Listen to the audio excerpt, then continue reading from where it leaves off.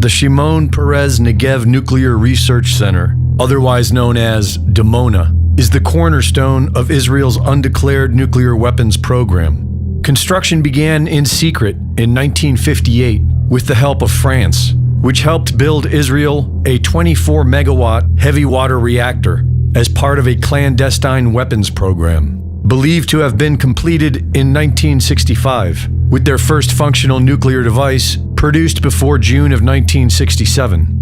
When U.S. officials first inquired about the site, Israeli representatives described it as a textile plant, a metallurgical research installation, and a pumping station.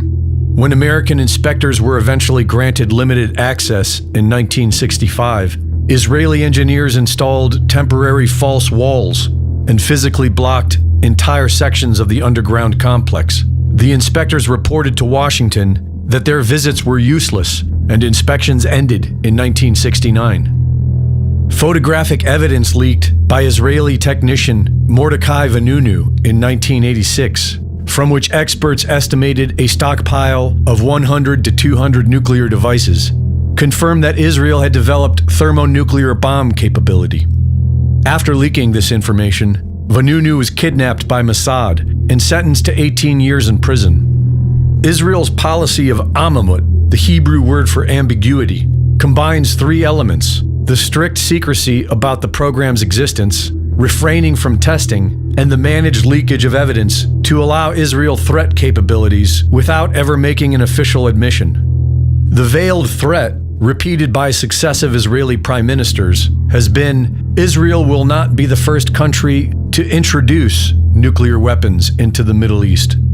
In November 1968, the Israeli ambassador formally informed the U.S. State Department that Israel's understanding of introducing weapons meant testing, deploying, or making them public, and that merely possessing weapons did not constitute introduction.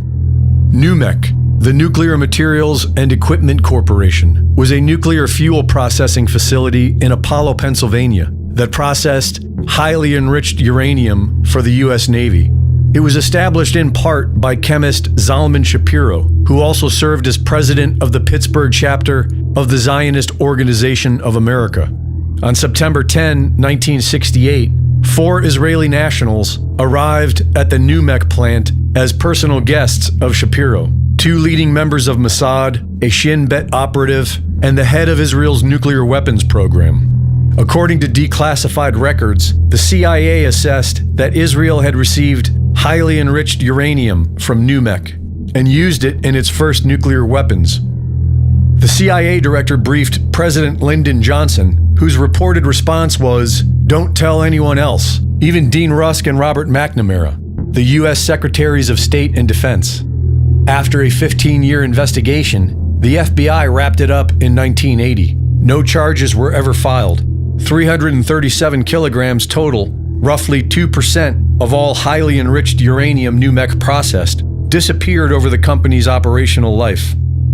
Beyond its policy of ambiguity, what makes Israel's nuclear posture uniquely alarming is the Samson option, a last resort retaliation strategy to be deployed in the event of Israel facing an existential defeat. Multiple analysts have described a targeting doctrine that extends to global capitals and major cities, not just Israel's declared enemies. In 2012, Der Spiegel reported that nuclear-tipped missiles have been deployed on Israel's 5 German-supplied Dolphin-class submarines, each equipped with 20 launch tubes for cruise missiles with ranges sufficient to strike targets in Europe and beyond. Journalist Ron Rosenbaum wrote that these submarines would retaliate not only against Israel's direct attackers, but would bring down the pillars of the world. Rosenbaum wrote that abandonment of proportionality is the essence of this doctrine. The West Point Modern War Institute has noted that the strategic logic of the Samson option implies striking at large population centers. In a 2003 interview, Professor of Military History at Hebrew University, Martin van Creveld, stated that, "We have the capability to take the world down with us, and I can assure you that that will happen before Israel goes under." Greg Reese reporting. Hello, everyone, and welcome to the Diamond Report Live. We're here yet again, 9:06 p.m. on 4/19/26, April 19th. And hello and welcome. We've got another week here. I see some folks chatting in the combined chat room between Facebook and the two YouTube channels. We're broadcasting, I didn't mention this last week, but we are broadcasting on 5 different platforms. So hopefully there won't be any lag in the broadcast, but we'll see. If there is, just let me know in chat, and we could drop some, I suppose, but I don't really want to do that. We're on 2 Facebook pages, my regular profile and the Diamond Report page on Facebook. Those are new additions back in the fold. And then we've kept Rumble in there as well. Got a few folks watching on Rumble. So hello and welcome to the Rumblers. And both YouTube channels, the Diamond Disc channel on YouTube and the Take It to the Lord in Prayer End Times Dates channel. So hi and welcome, you guys. I'm glad everyone's here. And let's take a look at the news. Lots to look at tonight. We've got, the usual Iran war stuff that we will look at throughout the night. I came across this post on X and thought it was pretty interesting. This is I don't know how accurate this is, of course, but this is out there. Crude oil stocks left by the country in the number of days left. So Japan has 260 days of crude oil left, according to this post, which I don't know how accurate that is, but that is pretty interesting, isn't it? It's got the U.S. right at 200 days. I don't know if that has to do with the strategic oil reserves. Possibly that may be included here. I have no idea. I don't think it says. It says at the bottom here, for major exporters like Saudi Arabia, United Arab Emirates, and Russia, days left is measured in decades of production, not emergency storage. So that's interesting. So, anyway, most of the countries are listed here. I think the main ones to watch here are the UK, 85 days, Italy, Spain, Germany. It's basically about 3 months, roughly. So that will be interesting, won't it? We will see where it goes. I would imagine 3 months from now we'll still be in a war in Iran. I'm just guessing. Seems to be how things work. So let's take a look at needtoknow.news. We've got 3 articles from there and some different things different subject matter, not necessarily war related, but things I came across and thought it was worth mentioning. Trump flip-flops and demands FISA renewal that allows warrantless spying on U.S. citizens. That sounds about right, doesn't it? Given everything Donald Trump has done lately, pretty much fits in perfectly. The Foreign Intelligence Surveillance Act, FISA, of 1978 contains Section 702 that has been used to spy on Americans. It is set to expire on April 20th. That would be tomorrow. He vowed to kill FISA during his campaign in 2024. Based on his quite valid claim that spying powers have been abused against him by the Obama administration for political ends in the 2016 presidential campaign. Trump is now demanding that FISA be fully renewed yet again with no reforms, no safeguards, or limits of any kind. So he's done a complete 180. What happened to Donald Trump? Was he always this way? Or did he just completely reverse and do a total 180 at some point here recently? Or is some amoeba eating his brain? Does anyone know? In 2013, there was a bill to rein in the NSA's domestic spying powers by imposing serious limits on how such powers can be exercised when aimed at American citizens, but Obama was an enthusiastic supporter and user of the NSA's domestic spying system, and he instructed then Speaker of the House, Nancy Pelosi, to conjure enough Democrat House votes to kill the bill. The same tactics are being used today. So here's a post here embedded from Owen Schroyer, formerly of InfoWars. Trump 2 years ago ran on Kill FISA, the illegal spying that is very unpopular. Today, Trump is urging Congress to pass FISA, which he ran against, and continues the illegal spying on Americans. So there's the original post from way back when, I guess. Kill FISA, it was illegally used. It was illegally used against him, but apparently it's okay when they do it. When he's behind it, it's fine, I guess. I don't know. So anyway, he's obviously trying to get this thing passed again. And of course, they want this, so it will happen. Unfortunately, no one's going to try and block it or stop it, apparently, in any way. And it doesn't matter what the voters think. Of course, it never has. But certainly more recently, hasn't it? Bombshell: Trump family owns 30% of Salem Media, a registered agent of Israel.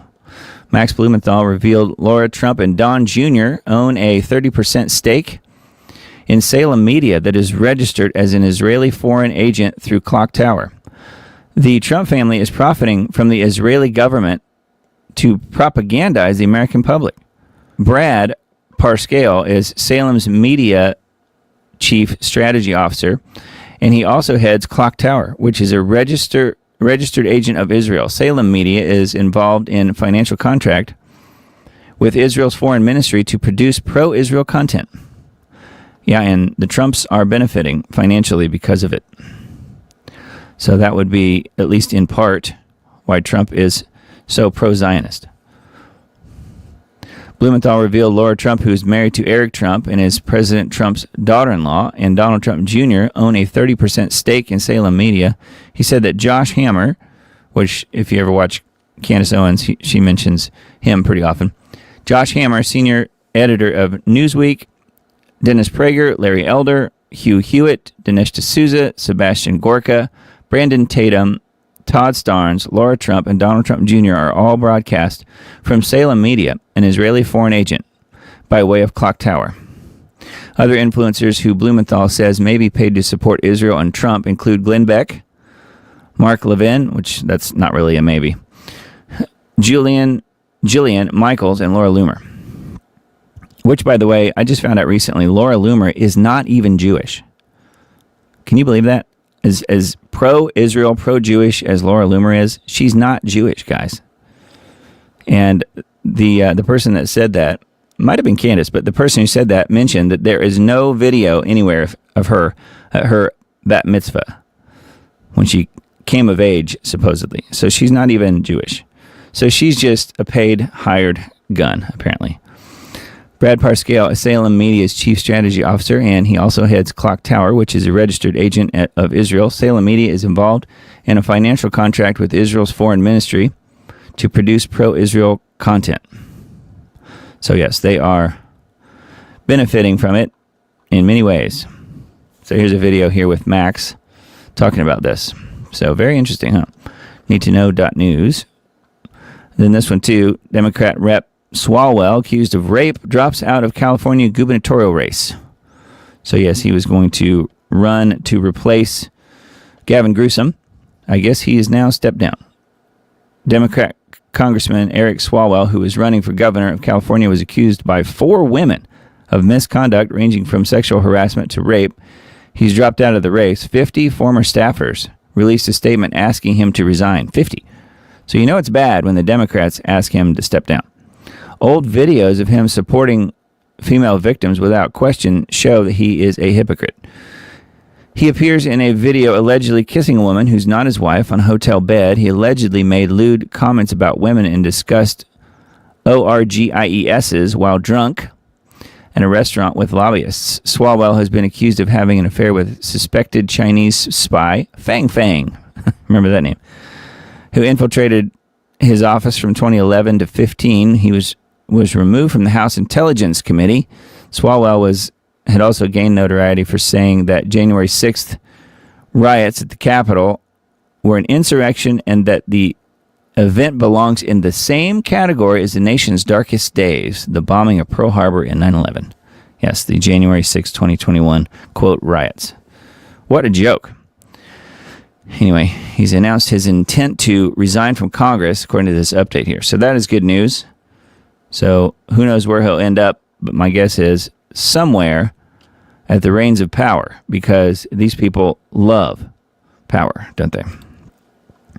Anyway, I thought that was very interesting. And speaking of the January 6ers, some of the people who'd been holding out for these non-existent pardons, that some of them didn't get, have now been exonerated, many of them, and people are trying to figure out exactly what happened, how that worked, being how the Trump administration really isn't helping anyone on the right really anymore. However, some of the J6ers like Joe Biggs and others, the charges have been dropped. So that is really good news.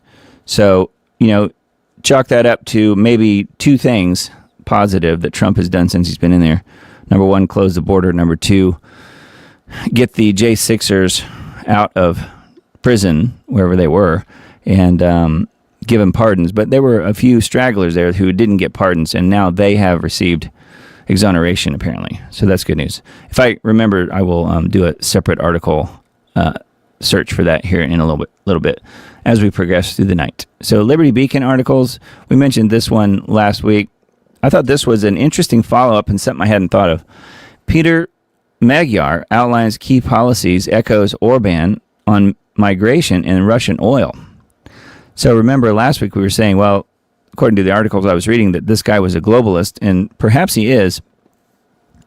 But according to this article, that may not be the case. Let's see what happens here. It says, we published this week by veteran journalist Cesar Sejretti on the distinct probability that Orban was removed for more useful EU-related functions, while Orban's supporter, Peter Magyar, this guy, was moved into the office as an opponent, quote-unquote, an opponent. Clever stuff, we believe. So what this article is alluding to is that this new person who's been put in to replace Orban is actually Orban's guy, instead of it being a globalist. So let's see what else the article says here. Magyar continuing Orban's hard line on immigration has been duly noted on X. Translation, Hungary, if possible, with an even more intransigent stance than Orban on immigration. He even wants to strengthen the border barriers to prevent anyone from trying to cross. Orban has placed in Budapest another version of himself, even more radical, against illegal immigration. Hungarian Prime Minister-elect Magyar held his first international press conference after the April 12th election, which resulted in a supermajority victory for his TISA party. During the 3-hour-long briefing, Magyar outlined key policies and future government, including several aspects of foreign policy. So, kind of interesting, I think. And seems like they would put their globalist in and not allow Orban to do what he wants. But that may not be the case. We'll just have to watch and see. All right. And then this one, has Japan found the cure for the CV-19 VAXX injury? The editor of the website here, the Liberty Beacon, is where we are. If this information is true, it's simply too important not to publish. Japan seems to have a suitable treatment for those harmed by the CV-19 VAXXs, basically a type of blood laundering, quote-unquote, blood laundering. The man in blue is called Robert and appears to be the 12th or 14th patient of the Edogawa Hospital in Japan.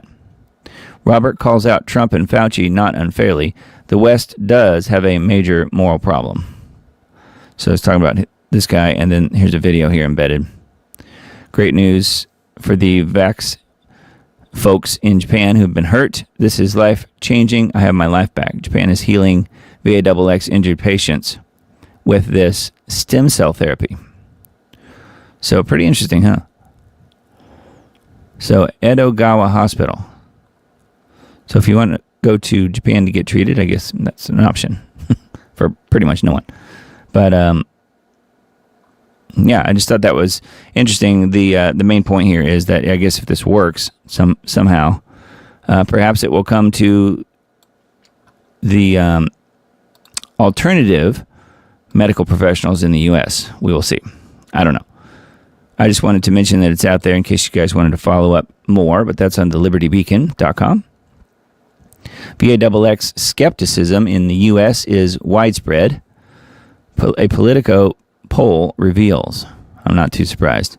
Given what's happened over the last few years, it's a good thing. Nearly half of U.S. adults think the science on VAXXs remain up for debate and that VAXX mandates are damaging, while only 39% think that the science on VAXXs are clear and it is damaging to challenge it. According to a Politico poll, which Politico is super left-leaning. conducted last month, it is clearly no longer a fringe idea to question what we are being told by the mainstream media sources we have long been told were the sources of truth. Yes, that's exactly right. And thus validates the conspiracy theorists, or as we say on this show, the conspiracy analysts. More U.S. adults believe VAXX science is still open to debate and that mandates cause harm than believe the science is settled and should not be questioned, according to a new Politico poll. 3,851 U.S. adults surveyed. Yeah, 46% of adults signaled that their agreement with the statement that facts on VAXXs are still up for debate and is damaging to enforce their uptake. So 46% of adults agreed with that. 39% indicated that they thought the science was clear. The science was settled, in other words. So 46 to 39. So, it's working. The information is getting out there. I think that's good news. Okay, got another one from the same site. Trump admin launches Only Farms website to highlight ag accomplishments. I thought this was funny because apparently there's a... here, let's just read it. Big boost for U.S. farmers. Trump admin launches Only Farms website to highlight agricultural accomplishments. This website also highlights how the Trump administration has delivered over $40 billion in direct assistance to farmers and ranchers of the United States. Yeah, well, we're not going to talk about glyphosate and what that has done, because they've also approved that, but we won't get into that. The Trump administration launched an Only Farms website that highlights the administration's agricultural accomplishments. The name is described as being a deliberate play on the adult website called OnlyFans, according to the New York Post. The website, which can be reached at onlyfarms.gov, is also reported to have a searchable map where users can click on their state to see the average amount that they've saved. So, yes, a takeoff on the adult site called OnlyFans. They're calling this Only Farms. I thought that was pretty funny. Only Farms, here it is. So, yeah, onlyfarms.gov. All right, and then we've got a few technocracy articles tonight, so let's look at these. First one here is study AI chatbots misdiagnosed in over 80% of early medical cases. That sounds about right. Don't trust your favorite consumer-grade LLM chatbot with your health decisions. If you can't provide the correct information in the first place, don't expect an accurate diagnosis. Despite warnings on all LLMs to trust your doctor or medical professional, many people put false hope in the chatbot anyway. That is the way it works, isn't it?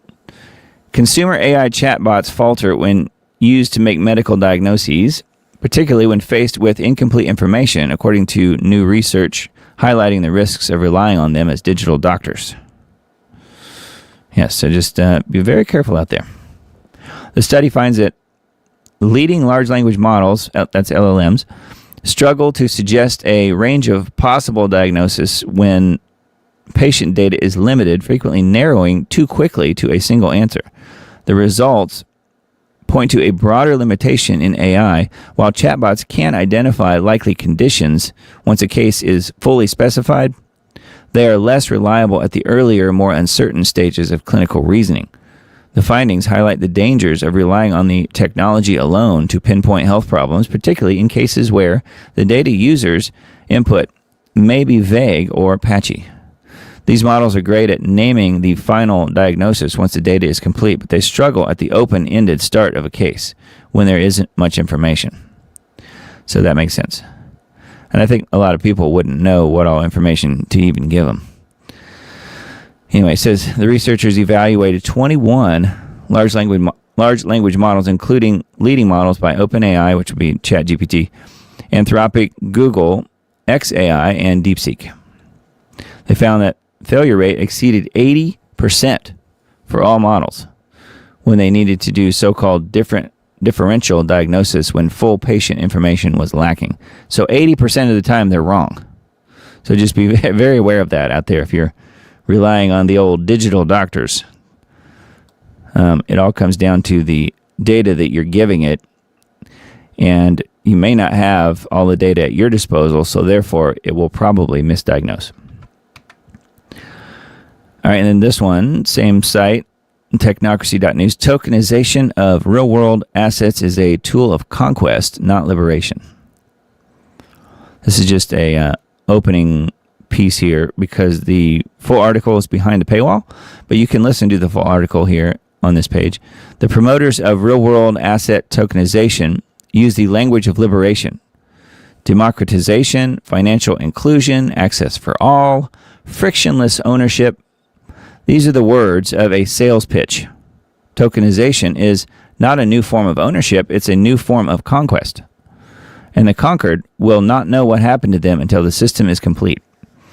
Yeah, that is when everything is digitized. Everything is put on the blockchain, as it were. Anyway, the full article is either behind the paywall there on technocracy.news, or you can just listen to it by going to the article on this site. And we will link to all these in the Substack post that I put out this week. So make sure you're on that list, and you can get there from the Linktree QR code there up in the corner.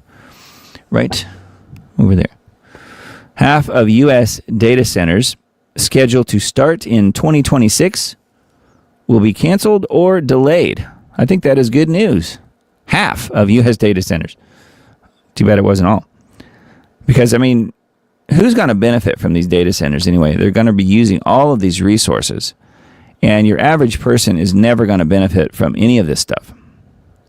So let's read what this little blurb here is. Again, full article is on the website behind the paywall, or it is listenable here. It says it's a 14-minute listen, so it's a little bit longer article. The brick wall is straight ahead for data center construction in America, but that won't stop or even slow down the AI revolution. Why?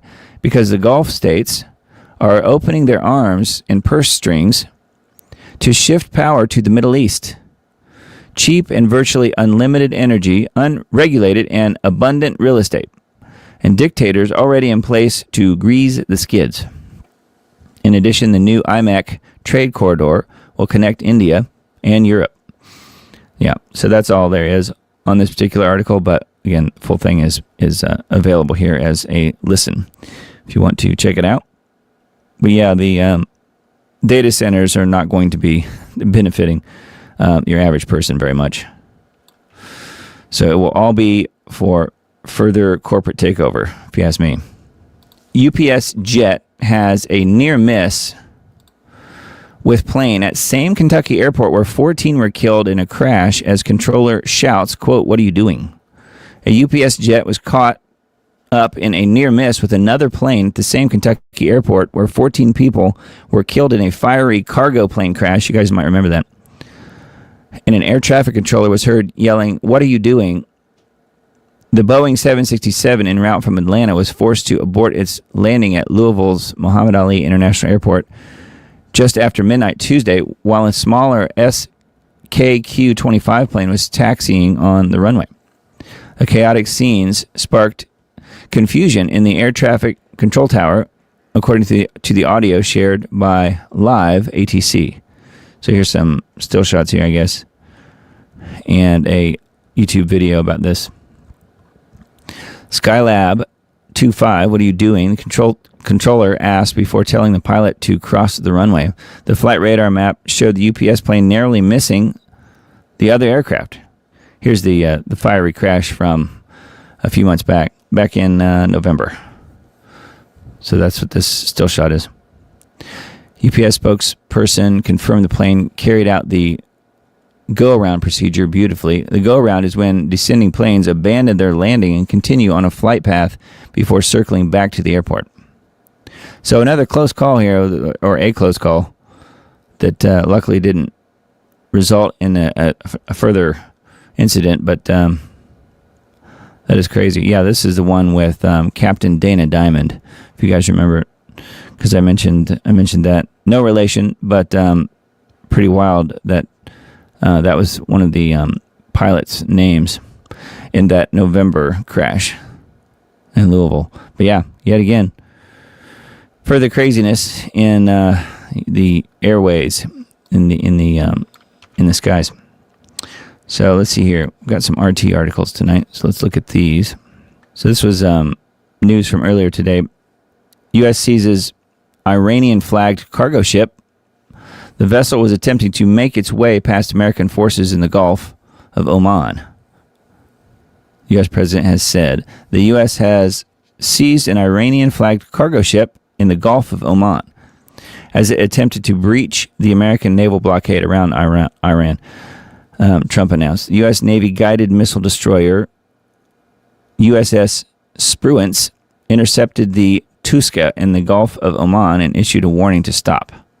The Iranian crew refused to comply, so our Navy ship stopped them in their tracks by blowing a hole in their engine room. Wow. Trump said that the ship had been sanctioned by the U.S. due to its prior history of illegal activity. I guess it's illegal because Trump says it's illegal. I don't know. So anyway, here's his Truth Social post. Trump announced a blockade of Iranian ports last week after Pakistani-mediated talks failed to achieve a breakthrough. Iran said it would close the Strait of Hormuz, which handles around 20% of global oil and liquefied natural gas trade, to enemy ships until the blockade is lifted. Yeah, they're using a blockade to blockade the blockade. And we talked about that last week. Iranian Foreign Ministry spokesman denounced the blockade on Sunday as unlawful and criminal. Yeah, well, it is Donald Trump we're talking about. So, yeah. Interesting, though, that now this is going on. So, we'll see where it goes. War on Iran leaves $58 billion repair bill across the region. I think that's probably only if it stops now. U.S.-Israel strikes and Tehran's retaliation are pushing oil and gas facility damage cost toward $50 billion. The U.S.-Israel war on Iran could push regional repair costs in the Middle East to as much as $58 billion, with oil and gas facilities alone accounting for up to $50 billion. However, the report stresses that the main constraint is not funding, but limited global capacity to supply key equipment and engineering services, which could delay repairs for years. Yeah, they're saying even if they stopped right now, it could be at least 2 years to rebuild. And that's probably, a very generous guess as far as that goes. It's probably way more than that. I don't think we had that long personally, but let's keep reading here. It says Rystad's estimate marks a sharp increase from the initial $25 billion projection the firm issued 3 weeks ago, reflecting the broader scope of damage before the April 8th ceasefire between U.S. and Iran.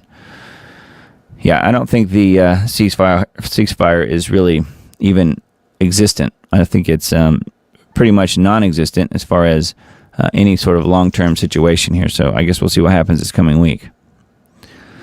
So yeah, it's looking like, of course, the cost is only going to go up. $58 billion as of right now.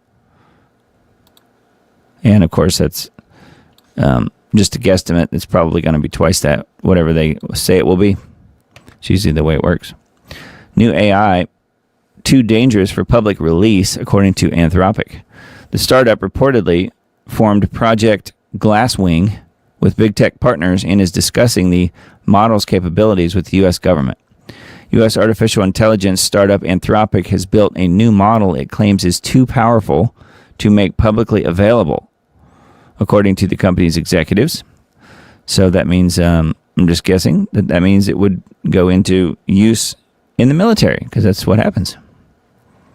The firm said on Wednesday that it is discussing a model dubbed Claude Mythos Preview and its capabilities with the U.S. government. There you go. So this sounds like what we talked about last week, Mythos. The news comes a month after Trump banned government agencies from using Anthropic's AI for 6 months, accusing the company of pressuring the Pentagon and endangering national security. At the time, U.S. Department of Defense struck a deal with the company's rival OpenAI to use its tools in classified military systems. Internal materials on the unreleased Claude Mythos model were inadvertently leaked in February after thousands of documents were left in a public data cache. We talked about that at length last week, by the way. Also earlier this month, Anthropic accidentally published over 500,000 lines of secret code for its Claude AI, including unreleased features and developer notes, calling it, quote, human error, not a security breach. Anthropic's new model is extremely autonomous and can reason like an advanced security researcher. This is from the head of the company's Frontier Red team. He said that it can detect tens of thousands of vulnerabilities and, unlike previous models, generate the corresponding exploits. So it's quite the hacker, apparently, which, again, is what we talked about last week. So this whole deal with Mythos is really becoming public. It's really, that information is really getting out there. So, if it's quite the hacking system, of course, it will be put to use somehow, somewhere, by some government, namely ours. You watch. Israel lists the top anti-Semite influencers. Report conflates criticism with anti-Jewish sentiment. British Palestinian journalist Abel Atwan, number 5 on the roster, has told RT. So he's on here. This guy, I guess. So I was looking to see if we knew any of these folks. I know 5 of these people, not personally, but know of them. I'm surprised Greta Thunberg is on there, but Greta Thunberg is listed here. Candace Owens, of course. Nick Fuentes, of course. Tucker Carlson, of course. And Ian Carroll, who they have listed here as British, but I don't think he's British. I could be wrong about that, but I don't think that's right. Israel's Ministry for Diaspora Affairs and Combating Anti-Semitism has published its list of top 10 anti-Semite and anti-Zionist influencers for 2025. So this is last year's news, I guess. 6 of the 10 influencers are based in the U.S., including American conservative journalist Tucker Carlson, far-right activist Nick Fuentes, and commentator Candace Owens. Swedish environmental activist Greta Thunberg, who became a vocal supporter of the Palestinian cause in recent years, earned the number 2 spot, while U.S. influencer Dan Bilzerian took the top spot. So I don't know who Dan is, I guess, but maybe you guys do. In a report on Tuesday, the ministry defined the 10 individuals as people without formal political or governmental positions who have a significant following. Positions in the list were decided by the level of influence and, quote, risk, based on frequency of statements, with the Israeli ministry considered to be anti-Semitic or anti-Israel. So that just means if you happen to criticize something that they do, or if you're against all of the wars that they start, then that makes you an anti-Semite. So most likely, most of you guys out there listening tonight are anti-Semites as well. Let's see what you guys are seeing in chat here. Susan says, oh man, I forgot to order from the shop. Oh yeah, talking about the conspiracy analyst hoodie. It is not too late. Thank you for asking, Susan. No, it's not too late. Although it will be too late if you wait too much longer, because the Diamond Report store will be shut down this week. Probably on the 22nd is what we're looking at. So you got about 3 more days. So yes, get your orders in. Well, I'll put the URL up on that later tonight. But yeah, it's shop.thediamond.report is what it is. So yeah, we're closing down the shop just because I don't want to spend you all's contributions to this show keeping the store going when it's not really paying for itself at this point. Which, we can bring it back later if we need to. But we'll talk about that more in just a bit. All right, next article is WNG.org. Iran talks to resume Monday in Pakistan, Trump says. That would be tomorrow. I don't know. I don't think it would really matter, honestly, as far as what they're talking about. Because it seems to me that Israel is going to get their war no matter what, aren't they? And, of course, that makes me anti-Semitic just for even saying that sentence. But it's true. Representatives of the U.S. were en route to Islamabad, the capital city of Pakistan, over the weekend to resume negotiations with Iran on Monday evening. According to Sunday's statement from Trump, the Iranians on Saturday fired on a French ship and a United Kingdom freighter in the Strait of Hormuz. Trump said. The president characterized the action as a violation of the 2-week ceasefire between the U.S., Israel, and Iran. Never mind the fact that Israel's been violating it pretty much the whole time by bombing Lebanon. Trump appeared to mock weekend statements from Iran that seemed to indicate the Islamic Republic was, again, closing the Strait of Hormuz. I don't think it's ever really been open. It's been open to certain ships that I've heard of. Certain ships can get through if they pay the fee, but it's not like it was ever really open. So anyway, it says, in response, Trump said the United States has already closed the strait through its ongoing naval blockade of Iranian ports, a blockade he said was costing Iran $500 million daily. He repeated his earlier threats to strike Iran's power plants and bridges if Iranian leaders refuse to negotiate a deal with the U.S. Yeah, so we'll see. We'll see where it goes. Looks like they're trying to have further talks, although I just don't see how the Iranians could ever believe anything that comes out of this administration, this government in general, because they have proved themselves to be just as bad as what Israel does. They kill all of the people they're trying to negotiate with. Kind of tells you that they may not be real serious about having peace. Yeah, and then this one happened earlier today. Shooter and 8 kids dead in a Louisiana domestic assault. So they were saying this was a mass murder kind of thing, but apparently it was highly targeted. A total of 10 people were hit by gunfire in a domestic disturbance in Shreveport, Louisiana, early Sunday morning. The shooting began before 6 a.m. and sprawled out over 4 locations, the police said, starting at 2 residences, continuing at a third, and ending once police caught up to an adult suspect who had fled by carjacking. The 8 deceased children ranged in age from 1 to 14. Shreveport police were unable to share a motive for the suspect. During a morning news conference, some of the children were thought to be descendants of the adult suspect, also deceased following an officer-involved shooting. Yeah, apparently they were all relatives, I guess, of this guy. Louisiana State Police detectives were assisting Shreveport police in the investigation of the officer-involved shooting. That shooting took place following a pursuit into Bossier City on Brompton Lane, according to state police. One subject was shot and pronounced dead, but no officers were harmed during the incident. Shreveport mayor said that he asked people to pray at their church services later in the day. The violence has devastated the whole community. We have hurting families and hurting police officers, coroner's personnel, and fire department. So, wow. Not a lot of information on this particular article, but yeah, apparently the kids that were killed were all linked to this same guy. So I don't know what's going on there, but that total insanity. Once again, I think breaking news that proves we are living in the end times. This crazy stuff that's going on here. All right. This one I thought was weird. We talked about meteors last week.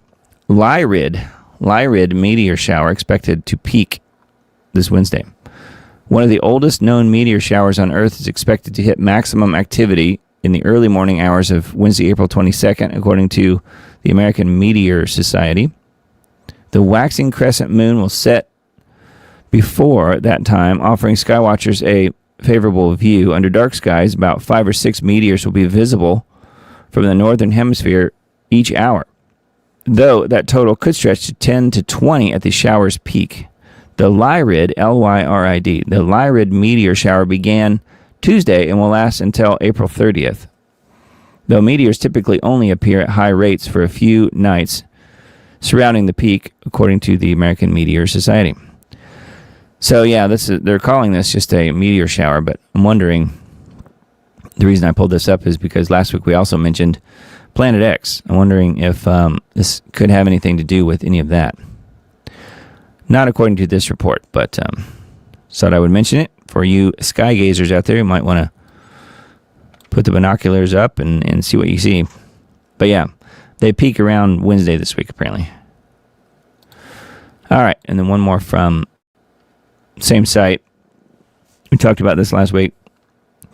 So this is further information here. Astronauts describe struggle to grasp otherworldly sights. I bet they do. Artemis 2 Commander Reed Wiseman doesn't consider himself religious, but he asked to speak with a chaplain shortly after arriving back on Earth. Speaking at a NASA news conference Thursday, Wiseman said that while he was on the Navy ship that retrieved the Artemis 2 crew after splashdown, he felt he needed someone to talk to about his experiences in space. When the chaplain walked into his cabin, Wiseman saw the cross on his collar and broke down in tears. After a busy week of scientific tests back on Earth, Wiseman still struggled to grasp what he'd seen. So I'm wondering what he saw. During the mission, as he watched the sun eclipsed by the moon, Wiseman felt that the sight was beyond human comprehension. He wasn't the only one who felt that way. Artemis II pilot Victor Glover, a Christian, said his experiences were similar to Wiseman's and he needed time to process. Canadian astronaut Jeremy Hansen said that he felt infinitesimally small and fragile while gazing out at the moon and the stars. But he also felt that the crew was powerful as a team. Makes one wonder, doesn't it? Did the astronauts comment on their newfound fame? What did the Artemis II crew say about the technical side of the mission? And what does Scripture say about such otherworldly sights? It's mentioning Psalm 8 and Psalm 19 here. So I'll read the Scripture part here first. When I consider your heavens, the work of your fingers, the moon and the stars, which you have ordained, what is man that you are mindful of him, and the Son of Man that you visit him? For you have made him a little lower than the angels, and you have crowned him with glory and honor. Psalm 8, 3-5. That was good. That was neat. The heavens declare the glory of God, and the sky above proclaims his handiwork. Day to day pours out speech, and night to night reveals knowledge. There is no speech, nor are there words, whose voice is not heard. Their voice goes out through all the earth, and their words to the end of the world. In them he has set a tent for the sun. Psalm 19, 1-4. So those were nice. Those are part of this article here on WNG.org. So yeah, interesting that some of these astronauts who were at least, I think you could pretty safely say they were at least in low Earth orbit, even if they didn't go any further than that. At least it gave them some perspective as to how, like this guy said, infinitesimally small humans are. And how large our God is for making not only our Earth, but everything. So that is a article on WNG.org on a section called The Sift. Thought that was kind of neat. We've got a couple here from Headline USA, so let's look at these. Yeah, so this is kind of where we are, I think, right now. Final offer, Trump threatens massive bombing campaign if Iran doesn't take the deal. So this is dated today. If they don't, the U.S. is going to knock out every single power plant and every single bridge in Iran. Sounds like somebody who wants peace, if you ask me. Again, I think this whole thing, I feel like this whole deal with Iran can be summed up really in two words: deliberate chaos. I think that's a pretty good phrase for what we're experiencing right now. Deliberate chaos. All right, so this article says Trump said that U.S. negotiators will head to Pakistan on Monday for talks with Iran, lifting hopes of extending a ceasefire set to expire this week as Washington and Tehran remain locked in a standoff over the Strait of Hormuz. Do they really? I wonder who's holding the cards. I don't think it's us. The prospect of talks on the horizon, which Iran did not immediately confirm, came as ships remain unable to transit the critical waterway amid threats from Iran and a U.S. blockade on ships heading to and from Iranian ports. Iranian officials said earlier on Sunday that they remained open to negotiation but held firm that ships won't pass the strait while the U.S. blockade remains in effect. It's impossible for others to pass through the Strait of Hormuz while we cannot, the Iranian parliamentary speaker said here in an interview aired on state television late Saturday. Yeah. So anyway, Trump says if they don't, the United States is going to knock out every single power plant and every single bridge in Iran. So, again, is it more blustering or will he do it? I don't know. They've been blowing up bridges and things, so it wouldn't surprise me one bit. Says he didn't detail which officials that the U.S. would be sending to a second round of in-person talks in Islamabad. The White House and Office of J.D. Vance, who led the first round of talks, didn't immediately respond to messages Sunday morning. It remained unclear whether either side had shifted their stances on unresolved issues. Blah, blah, blah. Anyway, yeah, no one knows. And I'm guessing it's going to go nowhere. The question is, will Trump actually do what he's saying, what he's threatening here? I don't know. But if he doesn't, my guess is Israel would. So we'll see. And this one came across on Headline USA for you dog lovers out there. I thought this was kind of interesting, and we've heard about this back when Fauci was around. FBI terrorism task force targeting activists who tried rescuing beagles from the lab. So remember the beagles. Remember the beagles who were tortured by Anthony Fauci and so forth. And many people were wondering, of course, where that was even happening. I don't know if this is the lab or not. But that apparently is what this is about, at least to some degree.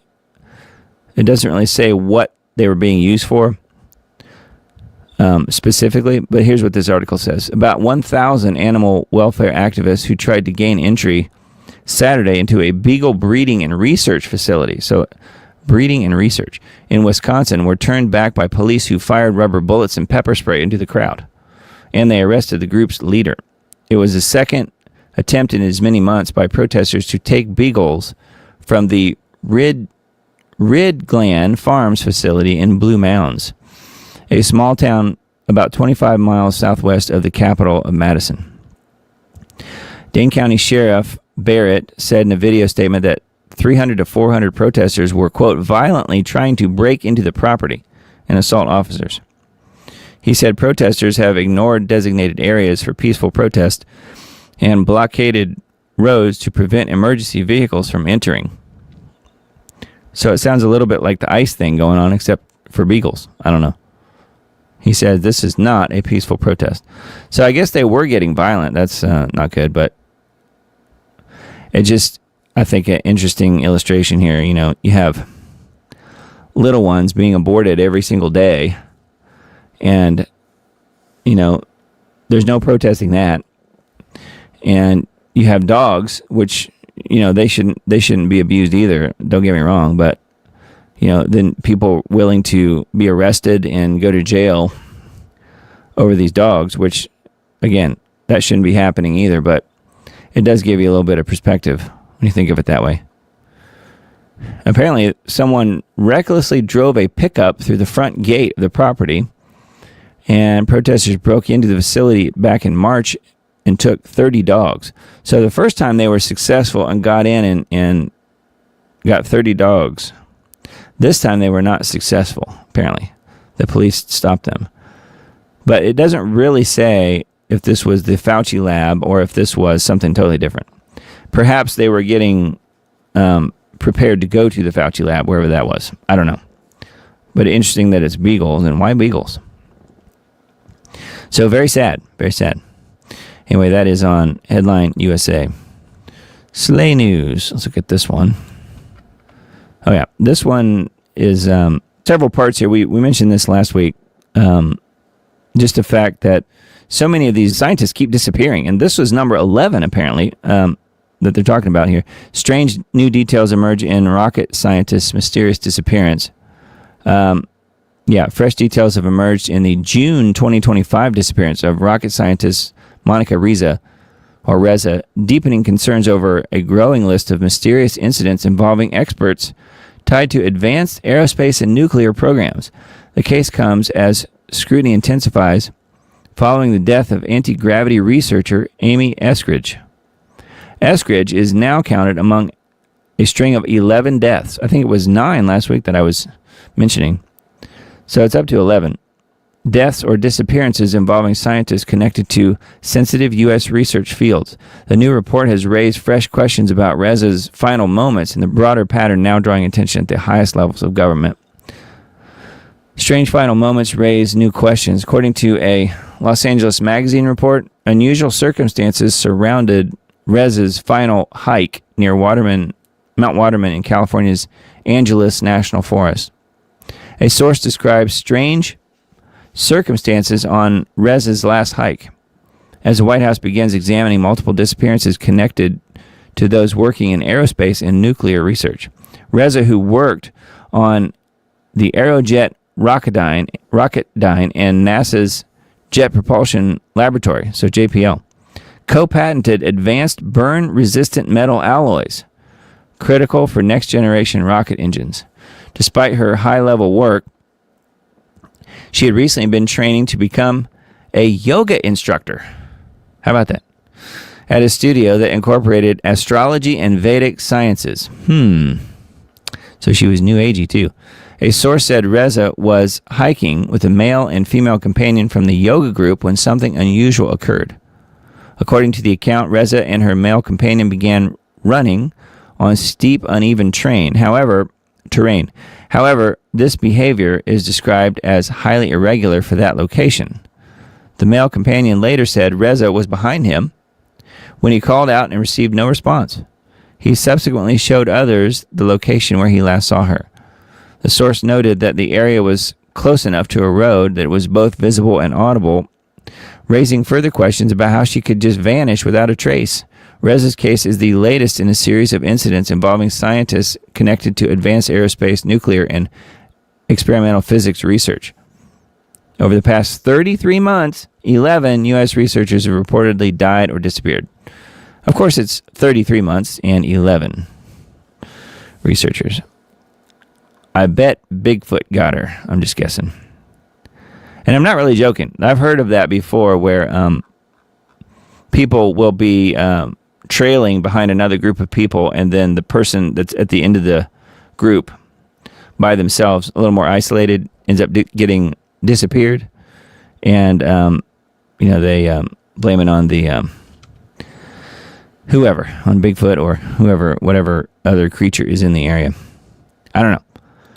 But it is very strange, especially if they're related to the Nephilim.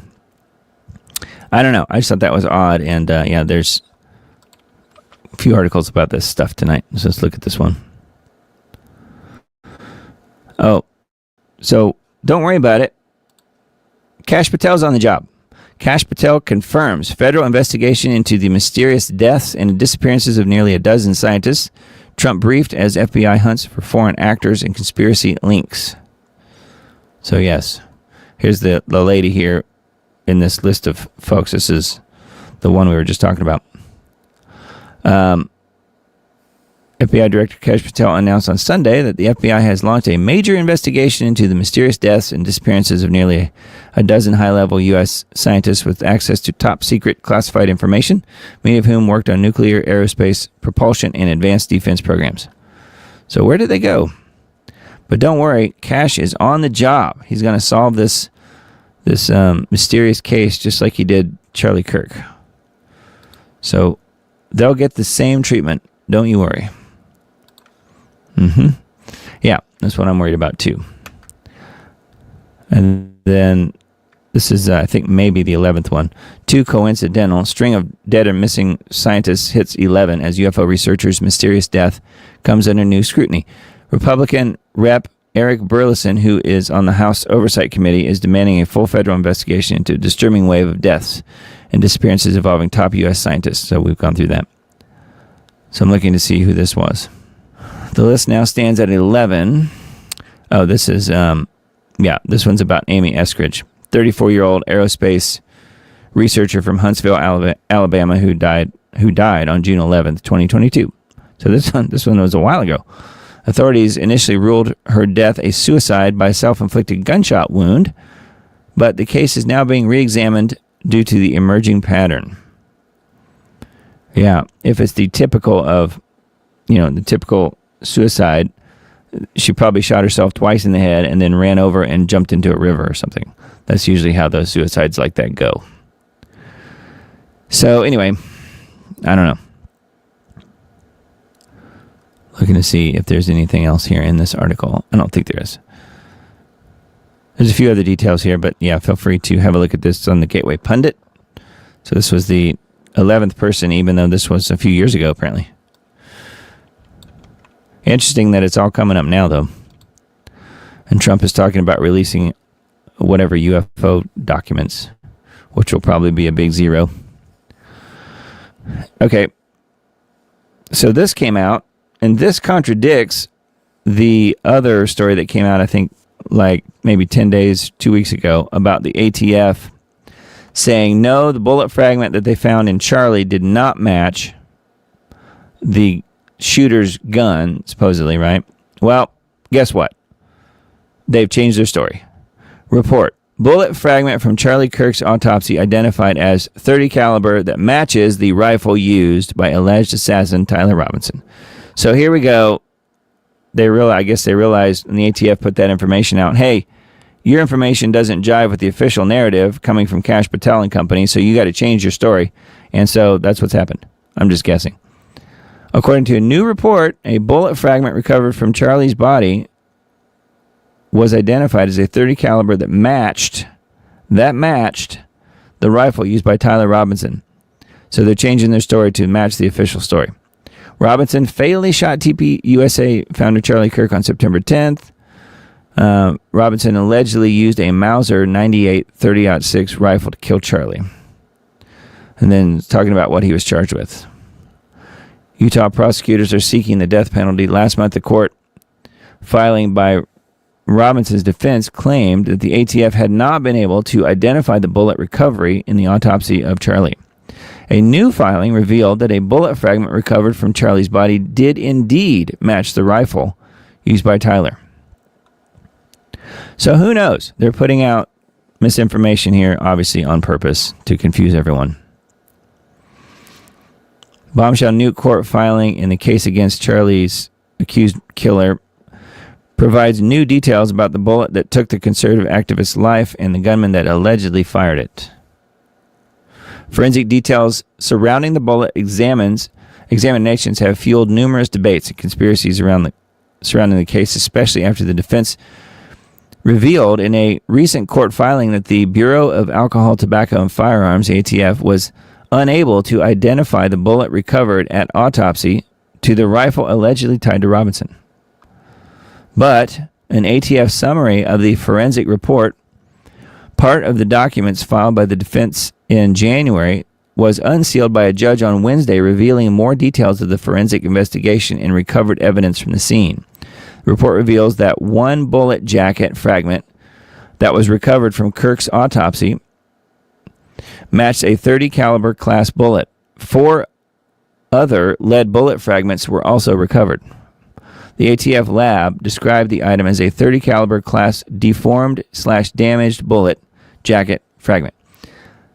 The filing reveals, citing evidence including in the report after the FBI lab conducted analysis of the bullet jacket fragment. I think that could be that other process that was, I don't know if this is that other process that Candace was talking about recently on one of her broadcasts, saying that they're going to use this other process that had been stopped being used by the FBI and everyone else because of all of the misinformation that particular type of test would put out. I don't know if that's what if that's what they're talking about here or not. So it is interesting, though. They're saying that no, we're just joking. Turns out it does match it. So I don't know. We'll see where it goes, but clearly this is an attempt to put the train back on the tracks and match with the official narrative coming out of the FBI. That's what it sounds like to me. So I don't know. Again, I don't think we'll ever really know the truth, what happened there. So this is one of those crazy stories that happened, I guess, earlier today. Ouch. Parachuter crashes into a scoreboard at Virginia Tech game, left dangling above the stadium. How'd you like to be this poor guy? So I want to play this. I'm going to mute it because it's got music in it. Let me see if we can go full screen here. You can see him. He's coming down here little by little.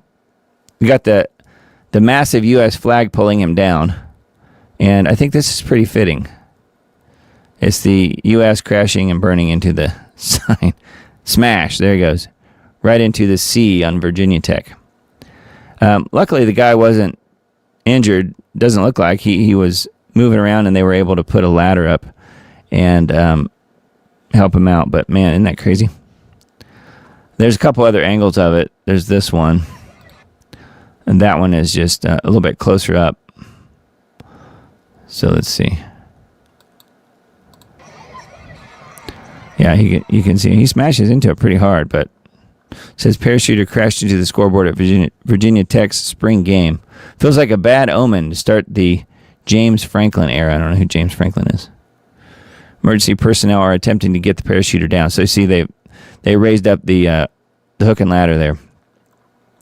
Thought that was crazy. And yeah, that stadium was absolutely jam-packed full of people.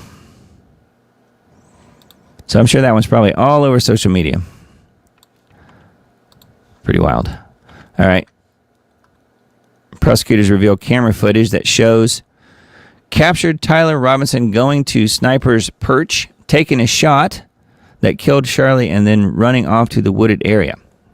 So they're saying they have this footage. I'm wondering if it's even real. The trial of alleged Charlie Kirk killer Tyler Robinson continued this week in Utah. The defense team for Tyler filed a motion this week asking the court to hold the Utah County attorney and his team in contempt. Tyler Robinson is charged with one count of aggravated murder. Prosecutors revealed the campus cameras captured Tyler going to the sniper's perch, taking the shot at Charlie, and then running away into a wooded area. How did he do that? He was on a rooftop, supposedly. We've all seen the footage of him flopping down off of the roof and then running across the street into a little grove of trees headed that way, but that wooded area wouldn't have been much protection from anything. Says that's going to be evidence that would be difficult to beat in court. Yeah, but they could just as easily have used AI to create it. I don't know. I don't tend to believe any of this stuff coming out on this as far as the official narrative. What do they have? What point do they have in telling us the truth on any of that? If Israel is truly behind it, we'll never know the truth. Yeah. So if that makes me anti-Semitic, then so be it.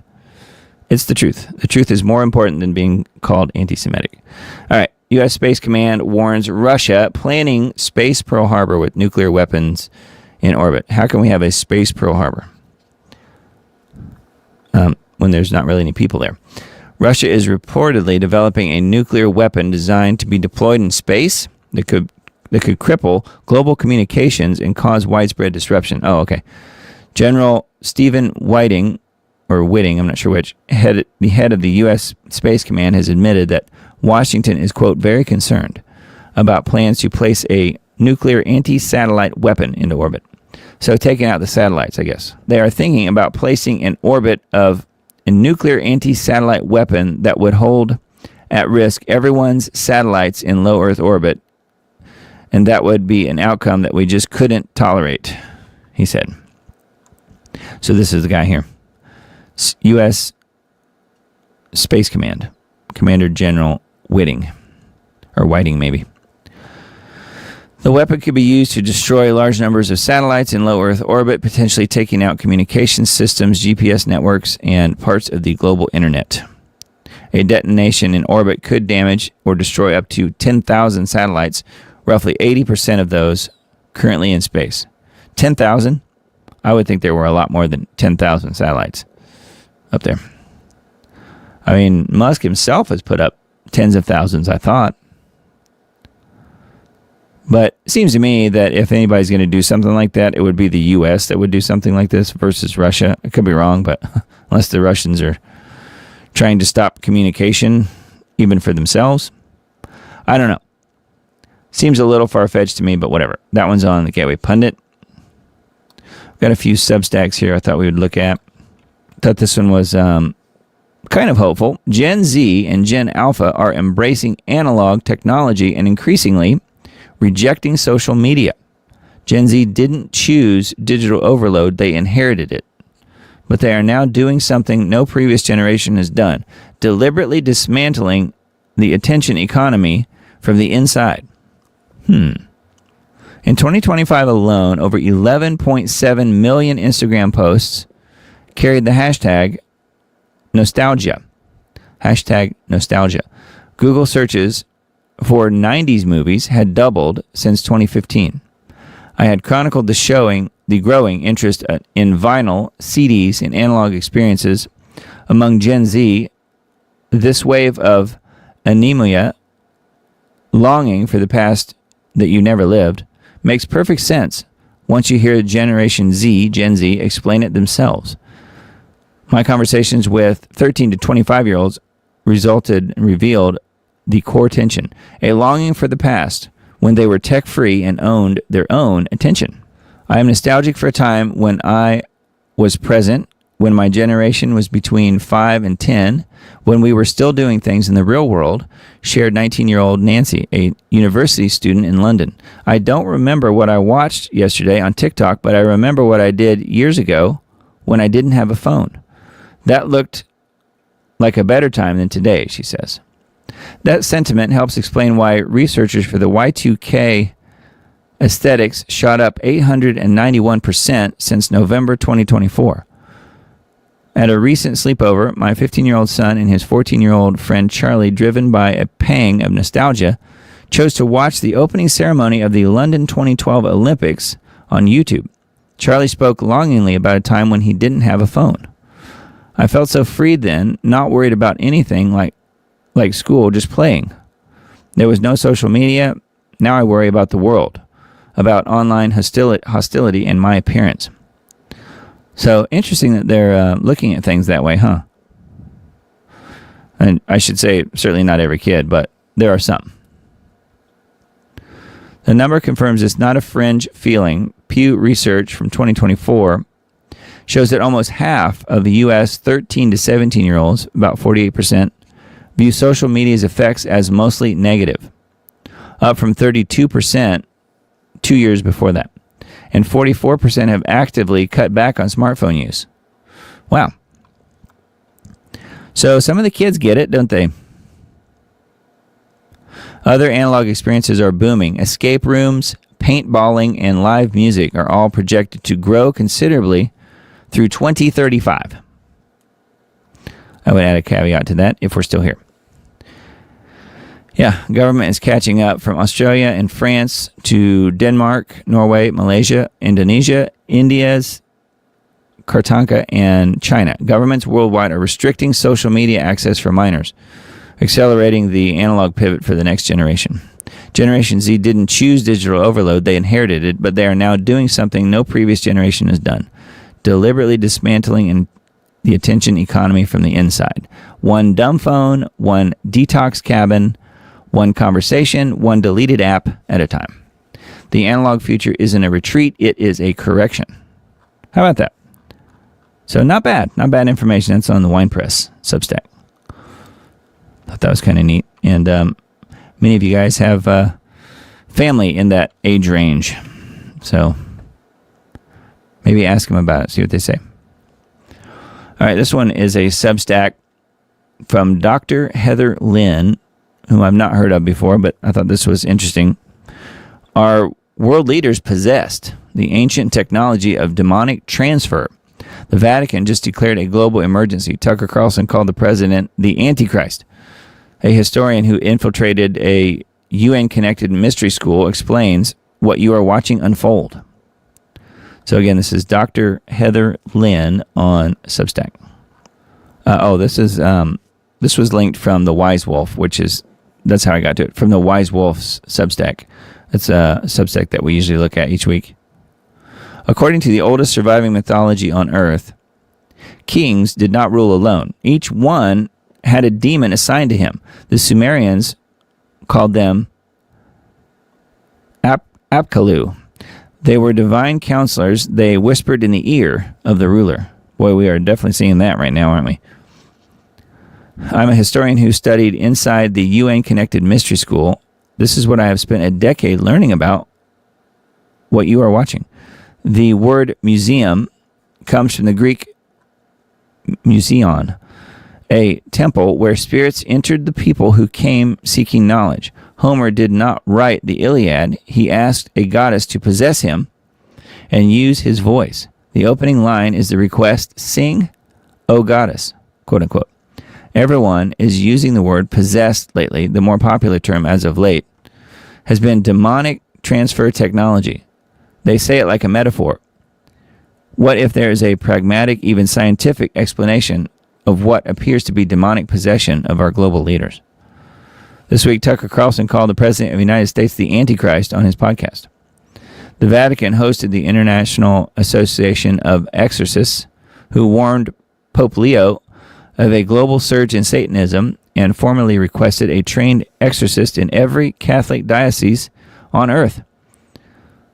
Father Chad Ripperger, one of the most prominent demonologists in the modern church, has been describing the specific mechanics of how demonic influence operates through institutions and individuals. Is it possible that world leaders are operating under the influence of an ancient demonic force? I would say that there's really no question, personally. Anyway, there's a lot of information here if you guys want to look at this one. Yeah, they want to be possessed. The God gets inside you. So this is all fallen angel stuff, if you ask me, fallen angel tech. When the God eats the host, ideas have people, the sound of possession. So it goes on here. There's a lot here. The court sorcerer, the church knows. Quite a bit of info here on Dr. Heather Lynn Substack, the H-Files. So yeah, we'll link to this in the Substack post that I put out, but you guys can look for it if you're interested. But thought that was kind of interesting, and certainly is true from what I can tell. All right, let's see here. Leo Hohmann's Substack. It's now MAGA to be in favor of warrantless government spying on American citizens. So back to FISA here, which is the first article we mentioned tonight. When Trump was running for his second presidential term in 2024, he came out strongly in favor of ditching the federal government's claim that it has the right to eavesdrop electronically on basically anyone at once without so much as going before a judge and getting a warrant. This was an audacious claim that had absolutely no precedent in the history of American jurisprudence or in the common law, but was created out of thin air after the 9/11 attacks in the form of FISA, Foreign Intelligence Surveillance Act. This legislation, approved by Congress as a temporary measure in a time of alleged national emergency, has always been anathema to traditional conservatives and even a fair number of Democrats and independents. So Trump was singing to the choir when he said in 2024 that he would abolish FISA. Yeah, and there's the Truth Social post that he said, "Kill FISA, illegally used against me and many others." So anyways, it's talking about how he's done an about-face on this. He is now in favor of FISA and wants to make sure that it passes. So Leo is on the job here, giving further details on that. It's just insane, the road that Trump has gone down here. So crazy. Trump in meltdown mode portrays himself as Jesus Christ. And of course he does. Although he claims he thought he was a doctor, not Jesus at all. This is just the latest attempt by Trump to distract the public from his epic failure in Iran. And the fact is, he's delivered almost nothing of what he's promised. Yeah, here's a picture here. Yeah, he posted that and then he deleted it. Yeah, he says, "No, I thought I was just a doctor." Yeah, because doctors use light to fix and heal patients. Makes sense. With all the angelic stuff, and I guess you could even say demonic stuff behind him, above him, and everything. So insane. In a shocking AI-generated image posted to his Truth Social account late Sunday night, Trump cast himself as Jesus Christ, healing a sick man, or raising him from the dead, or whatever apparently you wish to see if you are one of his loyal followers. Trump is flanked in the image by an American flag and the Statue of Liberty. Overhead is an eagle flying, U.S. military aircraft, and three figures, two of which appear to be American soldiers, with the one in the middle having what appears to be wings and horns, seen by many as depicting a demon right here.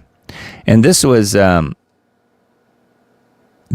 second version of this image. The other version, the original one, did not have that. It had more of a military look to it, but it almost looks like it has wings and some sort of horns or something coming out of its head.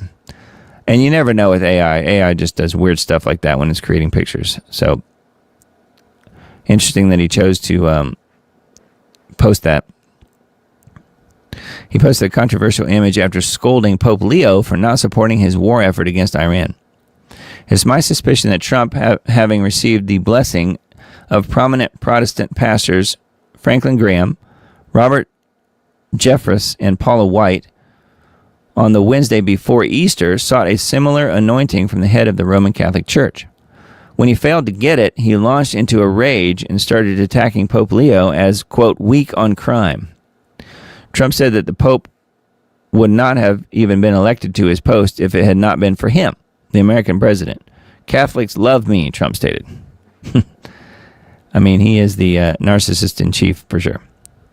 Trump accused the head of the Catholic Church of being a very liberal person and added that the pontiff is, quote, terrible for foreign policy. Newsflash to Trump. It's not the Pope's job to support your murderous foreign policy, if one can even call it a policy, since it basically amounts to holding a gun to the heads of foreign leaders and ordering them to accept Trump's deals. If they refuse, he bombs their countries, assassinates or kidnaps their leaders. His latest policy was an order to blockade the Strait of Hormuz, which is almost guaranteed to further drive up global energy prices and cause gas lines in the countries that don't already have them, followed by food shortages and food riots, and ultimately famine and starvation. Yeah, you could say the black horse of famine will be riding if he's not already. Anyway, yeah, pretty interesting post from Leo Hohmann. After tremendous pushback, which he apparently didn't see coming, Trump deleted the post Monday morning, but by that time it had already been passed around millions of times. Trump tried to explain it away, saying that he thought the picture depicted him not as Jesus, but as a medical doctor.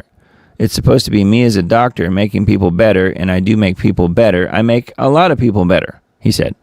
You be the judge as to whether he looks like a doctor or a deity. Yeah, he's got the robe. He's got the light in his hands. He's putting hands on, laying hands on, and all these people are looking up at him like he's some sort of god. I don't think he's a doctor. And for him to think that we would believe such a thing is so stupid, so ridiculous. Anyway, but that is the current state of Donald Trump. I would not intentionally spray my children or family with toxic aerosols, but as you must know, 80% or better do not have any family or children. I have contacted the Virginia Pollution Control Board, National Weather Service, Oceana and Dam Neck military bases, NOAA, NASA, the Department of Defense, Brookhaven National Laboratory, the Department of Energy, the Department of Homeland Security, FEMA, the Health Department, the Department of Travel, countless federal agents and operators, the Virginia Beach Police Department, and even the White House, all to no avail. Indigo pilots are chosen from the top ranks within the Air Force, Navy, and Coast Guard. Most of the pilots are, quote, hardened to humanity, unquote, and could care less about killing off unwanted or leeching aspects of America and the world. I swear to you, the majority of the pilots are like machines. I call them tanker terminators. We are paid more than any other pilot for our service, other than Air Force One pilots, who make as much or more and are kept in a dark secret world for their own protection. There is a rising international concern about the existence of airborne chemical spraying, bolstered by a growing body of scientific evidence. What is in the air that we are breathing? A decade and a half into public radar, the fight against aerial geoengineering has shifted from fringe suspicion to a populist front line against unelected technocrats playing God with the atmosphere. We're in a war. This is a war against me, you, our children, our grandchildren, and generations to come. This is war raged upon us. These programs consist of spraying tons of patented aerosol pollutants into our skies without public consent. This includes aluminum, barium, strontium, and more. I don't want some creep ramming chemicals down my throat without my permission. Pushback has finally reached the EPA and the HHS, now forced to at least pretend to look into it amid mounting state-level revolts. The The Environmental Protection Agency established public reporting systems and launched dedicated web resources on contrails and geoengineering, claiming total transparency. Now, in the case of stratospheric aerosol injection, it's not like it's thoroughly studied, it's approved, it's trusted. Instead, you have people who just want to do it on their own, like try to get themselves someone to hand over $1 billion to just go dump a whole bunch of sulfur dioxide into the stratosphere. There are entities and people who would want to drastically scale these activities up. In multiple states, including Florida, Tennessee, and Montana, legislation passed or advanced outright prohibiting weather modification and geoengineering, with bills in over a dozen other states demanding investigations into suspected atmospheric tampering. A federal Clear Skies Act proposal seeks to ban such activities nationwide, complete with EPA-led probes into public complaints. And we have documents to prove the existence of these programs going back decades, documents hundreds of pages long. We have an 800-page U.S. Senate document from 1978 outlining the scope and scale of these programs then, specifically calling for intergovernmental cooperation, even between, quote, otherwise adversarial nations, because of the cross-border ramifications of these programs. You can't just geoengineer over your own country. Who's the biggest player? Obviously, the United States of America, because of the size of our military.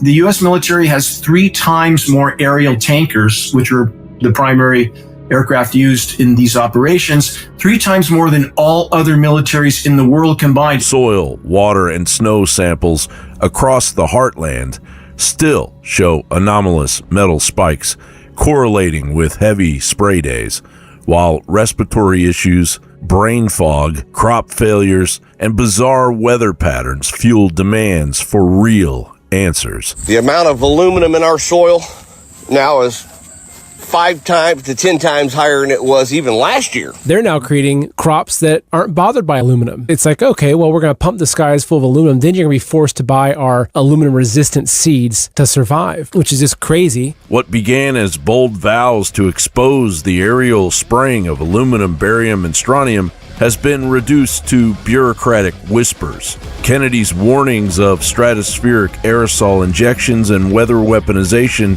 have been abandoned. Another knife in the back from those who swore they'd stand with the people against the globalist experiment over our heads. John Bound reporting for Influence. Yeah, in the last clip there of the girl on stage, you were supposed to be looking at the sky, not at the girl on stage. And if you do that, you will see that the sky was just absolutely horrendous, just completely full of trails. And you kind of miss that if you end up just watching the girl. But I don't know who she was, but anyway, I thought it was an interesting video that John Bound put together there, and it was good that Dane was in it. I wasn't even sure that he was going to be in that video clip. I'm not real sure why anyone would leave him out, being as how geoengineeringwatch.org is really the preeminent website out there about the ongoing climate engineering programs that are happening all over the world. So I'm glad that he did put some, few seconds or whatever in a couple minutes or so of Dane talking from the Tucker Carlson show when he was on there as a guest recently. So anyway, I wanted to show that video just because I thought it was a pretty good wrap up. All right, and then this one from IBT, International Business Times. This is a little bit more information about what we mentioned earlier. U.S. Navy fires on Iranian vessel as the IRGC claims it forced U.S. retreat. Fears of wider Gulf escalation intensify. But don't worry, the peace talks tomorrow will fix it all. Conflicting reports emerged from a naval encounter between U.S. and Iranian forces in the strategically vital Gulf region. Reported naval confrontation between the U.S. forces and an Iranian commercial vessel in the Gulf has sharply raised tensions, with Tehran claiming its forces compelled an American withdrawal. The incident, first detailed by Iranian state-linked media on April 20th, 2026, I guess that means, well, it's April 20th over there now, centers on an exchange involving the U.S. Navy and Iran's Islamic Revolutionary Guard Corps, IRGC, naval units, while Iranian authorities assert that their rapid response forced U.S. forces to retreat. There has been no immediate confirmation from the Pentagon or independent observers. Yeah, and there probably won't be if there was any retreating involved. So I don't know. So sort of a back and forth here. You never know what to believe, but I tend to believe the people who are reporting on things that are not the U.S. government, because that generally does not involve any truth from what I've experienced. All right. We were talking about Gen Z and Gen Alpha or whatever it was earlier. This is a little bit more information on this. Gen Z workers are so fearful AI will take their job, they're intentionally sabotaging their company's AI rollout. This is on Fortune magazine. AI's capabilities are growing, more sophisticated by the day, and business leaders are rushing to adopt this technology to remain competitive. So this is just a preview here because I'm not subscribed to Fortune, so I can't really show it for you here, but it is interesting that they're sabotaging their company's AI rollouts.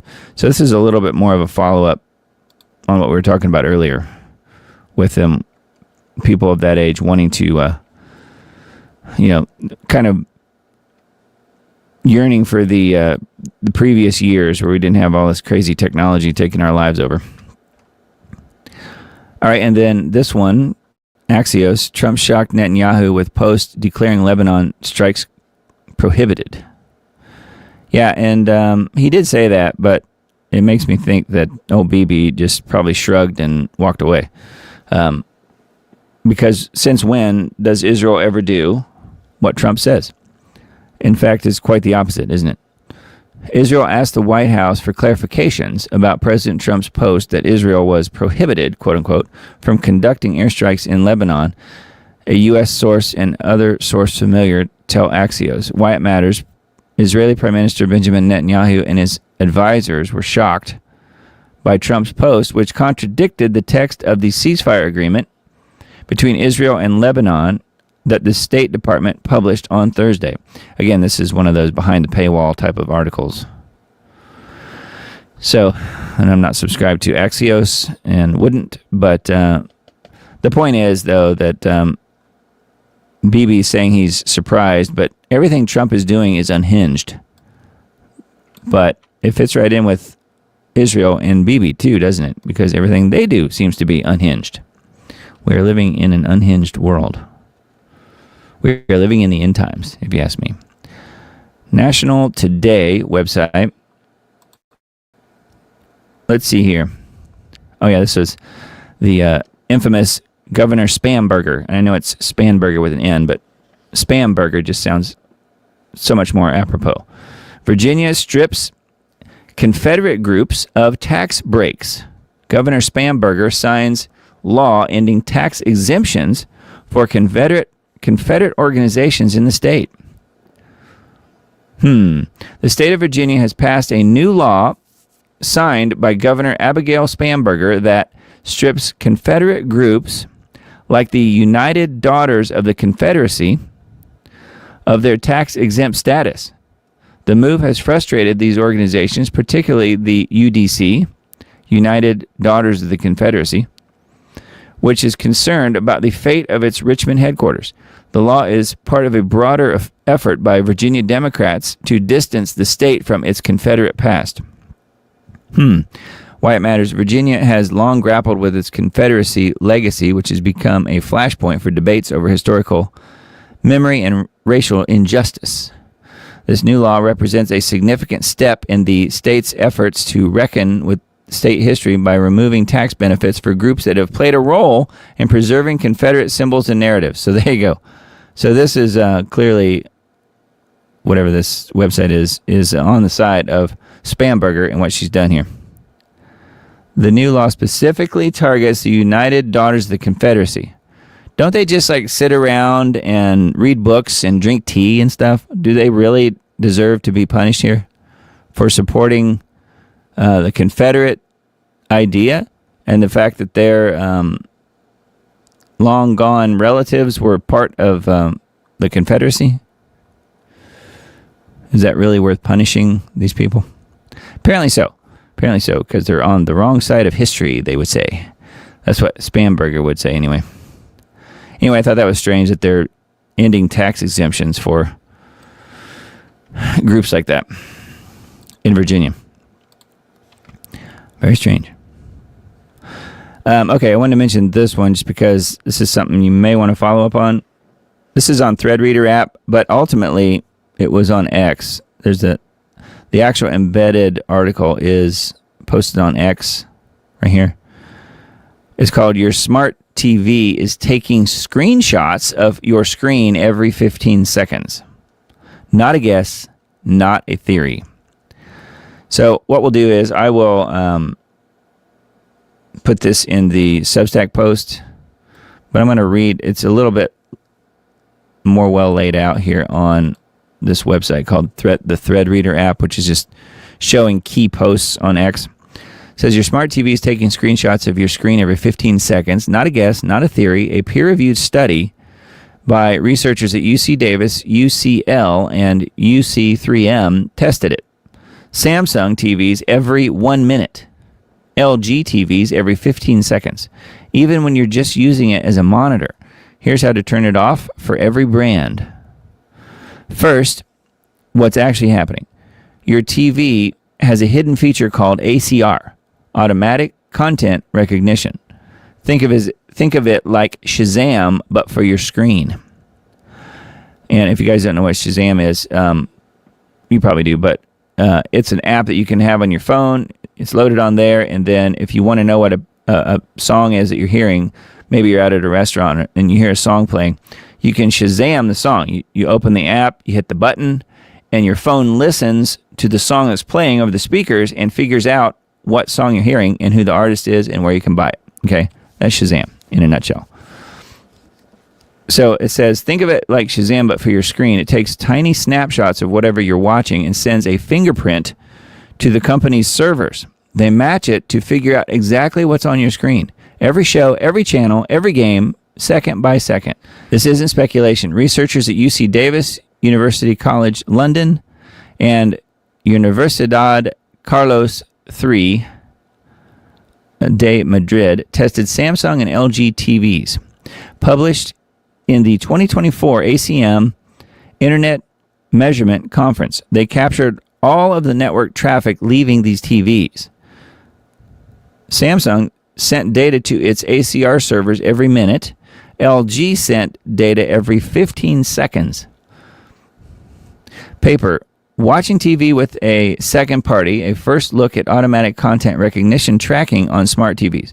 So number one here, your smart TV would have to be hooked to the internet. And I don't know if all you guys have smart TVs, or if you like many people still have dumb TVs where they're not even hooked to the internet. Which in this case would probably be better. It says, here's the part that shocked the researchers. ACR, automatic content recognition, doesn't just track what you watch on TV's own apps. It tracks whatever is on screen. Your laptop, your PlayStation, your cable box, anything plugged in through HDMI. So HDMI, that type of connection does seem to be the key here. And an internet connection. Direct quote from the paper, ACR network traffic exists when watching linear TV and when using smart TV as an external display using HDMI. You thought your TV was just a screen. It's not. ACR is turned on by default during setup. You probably agreed to it, buried inside of a wall of terms and conditions on day one. Here's what Dr. Anna Maria Mandelaria from UCL said. The average user is unlikely to know what ACR is or that they can opt out. The opt-in takes 1 click. The opt-out takes 6. Why do they do this? Money. TV companies don't just sell you a TV anymore. They sell your data. Vizio's ad and data revenue hit $598 million in 2023, more than their hardware revenue. They make more money watching you than selling you the TV.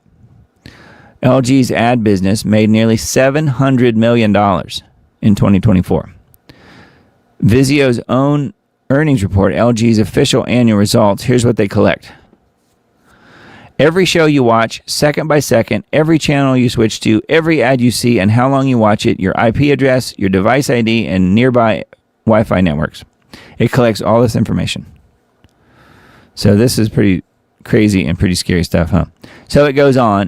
There's more information here. This is primarily about Samsung and LG TVs. So if you guys have either one of those, you definitely want to take a look at this article or the tweet about this, the X post. And if you scroll down far enough, here's how to turn it off if you have a Samsung or LG. Samsung calls it viewing information services. That's what they call it. So you got to go in and turn that off. LG TVs call it Live Plus. Live Plus. And you got to turn that off. So again, there's how-tos on here. Oh, here's Roku TVs. Roku TVs are listed as well. What else we have? Sony TVs, Vizio, smart TVs, Amazon Fire. So those are the ones listed here. How to turn those privacy issues off on those types of TVs. Anyway, I just wanted to mention that because I figured, most people have TVs, and unfortunately, about all you can buy anymore is a smart TV. If you don't have it connected to the internet, and even if you have opted into all of this stuff, and you're not connected to the internet, then it won't matter because it can't transfer the information without internet. Okay, so if you've got a smart TV, but you're treating it like a dumb TV and you don't have internet with it, it's not that big of a deal. Although most people do have a smart TV connected to their Wi-Fi at home, and therefore it's connected to the internet. Therefore, that this is something you want to definitely look into. Make sure you switch them off. So yeah, that's not something they're very forthright about telling you, is it? And we know why. All right. So yeah, this is so speaking of technology and how it could be used against us. This is certainly another one of these type things, and we've talked about this before. Although this is a slightly different angle. It's on futurism. A huge group of experts warns that Meta, the company that owns Facebook and Instagram, they are warning Meta that its pervert glasses will enable terrible crimes, which is what we talked about last time this story came up. The company's latest controversial product will harm vulnerable people while further imperiling our democracy. Or republic, as I would say. Last month, a joint investigation by two Swedish newspapers found that contractors in Kenya were watching personal videos recorded by users of Meta's Ray-Ban AI glasses. And those are available now, by the way. I recently, within the last, couple months, got new glasses. And they had these exact things in LensCrafters is where I got these. And because I asked them about it. And yeah, they had Ray-Ban AI glasses. And that's exactly what we're talking about here. The devices, which can be easily used to film others in public without their knowledge or consent, have been facing a growing backlash online, with netizens calling them out for being, quote, pervert glasses. Now, Meta's plans to add facial recognition tech to its hardware as part of a new feature internally dubbed Name Tag has outraged rights groups. As Wired reports, a coalition of over 70 civil liberties, domestic violence, LGBTQ+, labor, and immigrant advocacy organizations have signed a petition. So everybody's getting in on this. Signed a petition calling on Meta to cancel it altogether. I don't think that's going to work, do you? Too much money is at stake here. In February, the New York Times first reported on the facial recognition feature, which would let wearers of these glasses identify people and receive information about them via an AI assistant. An internal document viewed by the newspaper revealed that Meta was planning to first roll out the feature at a conference for the blind. Wow, that's a little crazy. Ironically, Meta expected rights groups to be too busy to step in given the disastrous geopolitical climate. Too busy. They won't care. We will launch during a dynamic political environment where many civil society groups that we would expect to attack us would have their resources focused on other concerns, the document reads, as quoted by the New York Times. So how about that? New York Times actually did a little bit of sleuthing here. First time for everything. I know. But yes, so they found here where Meta has stated, oh, don't worry, they're going to be too busy with the political world to care about what we're doing. How insane. But given the latest news, plenty are lining up to oppose the new features. In a public letter addressed to Mark Zuckerberg, the coalition called on the billionaire to immediately halt and publicly disavow its plans to deploy facial recognition features in its Ray-Ban and Oakley glasses. So yeah, and it goes on. There's some more information here. People should be able to move through their daily lives without fear that stalkers, scammers, abusers, federal agents, and activists across the political spectrum are silently and invisibly verifying their identities and potentially matching their names to a wealth of readily available data about their habits, hobbies, relationships, health, and behaviors. The coalition wrote in this letter. Interesting that you have all these sort of disparate type of groups getting together on this idea. And I would be in support of that as far as stopping this where it is now. Although I think that Meta, being how they're essentially part of the U.S. government at this point, I don't think that they're going to be stopped, unfortunately. There's just too much money and too much power at stake here.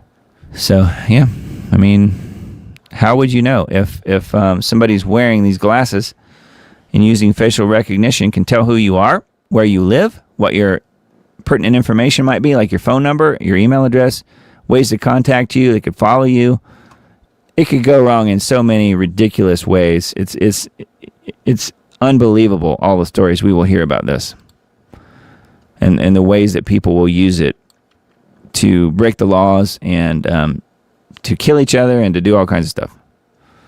So anyway, speaking of the Zuck, I thought this one was funny. This is on Engadget.com. Engadget. Meta is reportedly building an AI clone of Mark Zuckerberg. One wonders if the CEO would reliably pass a Turing test. Well, my comment here was that isn't the original Mark Zuckerberg an AI clone? Because he sure acts like one. He looks like one, too. Picture this, you're a senior Meta employee looking for feedback from the CEO, but instead of hearing from the real Mark Zuckerberg, you get a response from a Zuckerberg AI character. As absurd as that sounds, it could eventually be a reality. Meta is reportedly working on such an AI character, training it on Zuck's mannerisms, tone, and publicly available statements, according to Financial Times. A character is also learning about the CEO's thoughts on recent company strategy with the idea that it could offer advice to Meta employees. So it sounds like they're going to replace Zuckerberg. I mean, after he dies, then they'll still have this. And that would be just like, he would be running the company effectively for forever. I'm just adding that. 2 cents worth here. It says the company has reportedly, for some time, been working on creating photorealistic 3D animated AI characters that can manage interactions. However, it now appears to be focusing on Zuckerberg AI character, which would interact with employees when the CEO can't or doesn't want to. Additional AI tool follows last month's news that Zuckerberg is creating an AI agent to help him do his job. Yeah. It would reportedly do things like finding answers for him, but there aren't many details of the still developing AI agent. Man. Anyway, I thought he already was an AI agent or robot or something. But maybe not. Singularity Hub. All right, we're kind of into the tech area of the show, I guess. How to build better digital twins of the human brain. Brain twins, where regions are allowed to compete for resources, behave more like the real thing. Do you have a brain twin out there? The potential to create personalized digital twins of your brain and body is a hot topic in neuroscience and medicine today. These computer models are designed to simulate how parts of your brain interact and how the brain may respond to stimulation, disease, or medication. The extraordinary complexity of the brain's billions of neurons makes this a very difficult task, of course, even in the era of AI and big data. Until now, whole brain models have struggled to capture what makes each brain unique. Yeah, I would think that would be as God intended. People's brains are all wired slightly differently, so everyone has a unique network of neural connections that represent a kind of brain fingerprint. Wouldn't that be called a brain print? However, most so-called brain twins are currently more like distant cousins. Their performance is barely any closer to the real thing than if the model were using the wiring diagram of a random stranger. This matters because digital twins are increasingly proposed as tools for testing treatments by computer simulation before applying them to real people. If these models fail to capture fundamental principles of each patient's unique brain organization, their predictions won't be personalized and, in worst cases, could be misleading. In our latest study published in Nature Neuroscience, we show that realistic digital brain twins require something that many existing models overlook: competition between the brain's different systems. Our findings suggest that without competition, digital twins risk being overly generic, missing out on what makes you, you. So, excess of cooperation. So some of these different sections here. No longer lost in translation. I guess that's all. So there's some more information here on this article on Singularity Hub. Yeah. Digital twins of the human brain. This one from Natural News I came across. Pope Leo and Trump exchange accusations over wars and religious imagery. Pontiff warns of tyrants ravaging the world during the Cameroon visit. Pope Leo criticized world leaders who justify wars using religious language during a public address in Cameroon on Thursday, April 16th. According to reports from the BBC, he stated the world is being ravaged by a handful of tyrants, a remark widely interpreted by observers as targeting military actions by the United States and Israel. Well, he wouldn't be wrong, would he? His comments escalated a public dispute with Trump, who was sworn into office for a second term in January 25. The pontiffs first focused on the English-speaking regions of Cameroon, where a separatist conflict has persisted for nearly a decade, resulting in thousands of deaths. Escalating exchange follows Pope's unjust war label. The verbal conflict reportedly began after Leo labeled the U.S. and Israeli military campaign against Iran as an unjust war, according to a report from metro.co.uk. In response, Trump posted a lengthy attack on his Truth Social platform, calling the Pope weak on crime and terrible on foreign policy. And remember what we read a little bit ago when we were talking about his post depicting himself as Jesus. The Pope didn't automatically come out and say how wonderful Trump was and how, yes, he really was like Jesus. So he didn't do that, and so therefore went on the attack against the Pope. And I don't like the Pope either, don't get me wrong. I don't like either one of these people. I think they're both insane. Although Trump may be more so, which is hard to believe. In his post, the former president also accused the pontiff of being acceptable to Iran possessing a nuclear weapon. This exchange highlights ongoing tensions between the Vatican's diplomatic stance on international conflicts and the policies of the current U.S. administration. AI-generated image deletion further fuel controversy. So that's the image we were talking about when Trump posted the picture of himself resembling Jesus. When asked by Reuters about engaging in debate with Trump, Leo said, "I don't want to get into a debate with him." So he took the high road. The incident underscores the intersection of global religious authority, digital media, and contemporary political discourse. Pontiff's speech condemns manipulation of religion, and it goes on. So there's a little bit more here. So that's on Natural News. Thought that was kind of interesting. And yes, don't forget, Pope, though, that the current president of the United States could be the king of Israel one day. We talked about that before. We will see what happens. I thought this was weird. It's probably more weird just based on the headline. It's probably not as strange as this headline makes it sound. U.S. Navy deploys sea robots to sweep Hormuz choke points for mines. Sea robots. Mine-sweeping push unfolding alongside the U.S. blockade at Hormuz.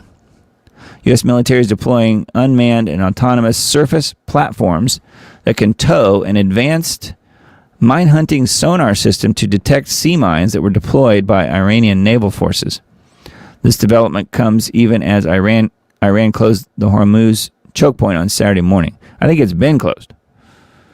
By Sunday morning, Iran's chief negotiator said some progress had been made in the negotiations with the U.S., but there's still a long way to go. So it just depends on who you ask. Yes, there's promises, and yes, we're going to open the strait. No, we're not going to open the strait. It just depends on who you ask. You're getting different answers from everybody. And Trump is back and forth on everything all the time. Despite the volatility in the Hormuz choke point's operational status, somewhat like Katy Perry's Hot and Cold, the U.S. military deployed numerous sea drones towing the floating sonar minesweeping system. So I don't know how many mines are actually in the strait, but interesting that they're using this technology. Minesweeping push by the U.S. Navy is unfolding alongside the U.S. blockade at Hormuz, which the Trump administration hopes will pressure Tehran in talks. On Saturday, Iran shut the waterway and 2 Iranian gunboats fired on a tanker near Oman, while the second tanker was hit by a, quote, projectile. I don't know. Autonomous minesweeping operations have been deployed in Strait of Hormuz. So that's on InfoWars. All right, let's see here. So we got a doom break here. We've got, let's see, what? I guess 3 articles, 2 of which are on Not the Beat. This one, it's a doom break for us, but not really for this young lady. Woman's month-long cough discovered to be caused by a missing nose ring lodged in her lung. You know, people with these nose rings, I see them so much. Like every person under, I don't know what, 25 almost, seems like. In this case, 26-year-old Monica Barajas of Mexico recently went viral on TikTok after she shared that her chronic cough was discovered to have been caused by her septum ring that became stuck in her lung tissue. Add this to the list of reasons to not get a nose ring. Yeah, really. Initially, she, however you say her name, we'll just say Monica, who has multiple piercings, did not notice that the nose ring was missing. So she had so many piercings, she didn't even notice her nose ring was missing, and she certainly didn't notice that it was in her lungs. She only found out after a month-long cough led her to make an appointment with the pulmonologist, where the nose ring showed up on her x-ray just 0.5 millimeter away from her aorta. So here, you can see here right in the x-ray, right smack in the middle of her chest, almost in her aorta. Monica said that she suspected that the ring must have fallen out while she was asleep, causing her to swallow it without noticing. Yeah, I would think so.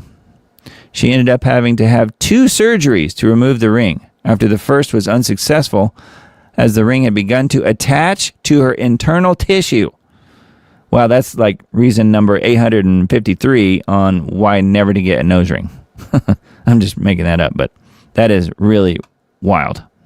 Despite being dangerously close to her aorta and a risk for puncturing her lung as well, the doctors were able to safely remove the nose ring on the second attempt. So she had a lung ring. I mean, she did one better. Yeah. So that is total insanity. Nose ring that became a lung ring. So that's, I guess, it's kind of a doom break for us, but like I said, not really for her. All right, and then this one, also on Not the Bee. Mustard manufacturer, you guys like mustard?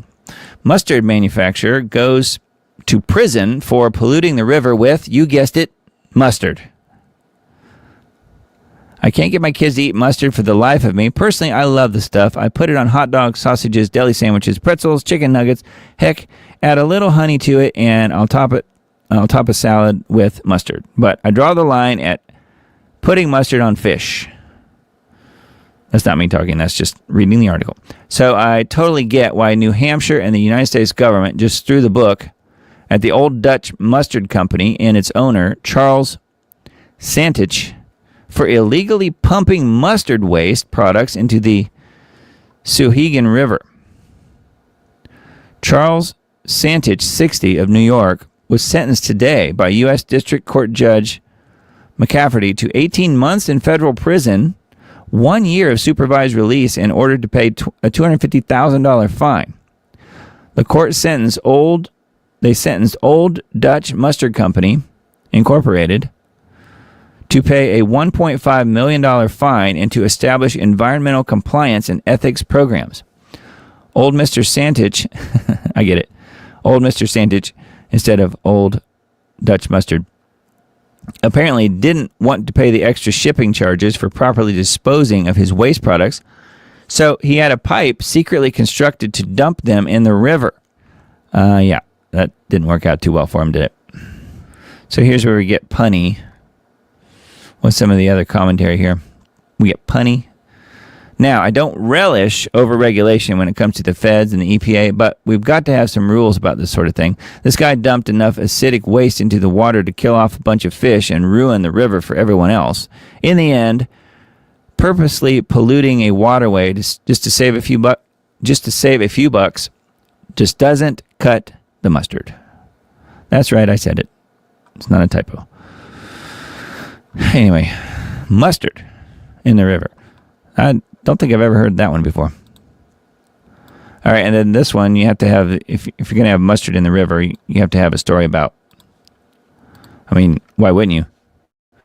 Have a story about plop, plop, whiz, whiz in-vehicle toilets are coming soon.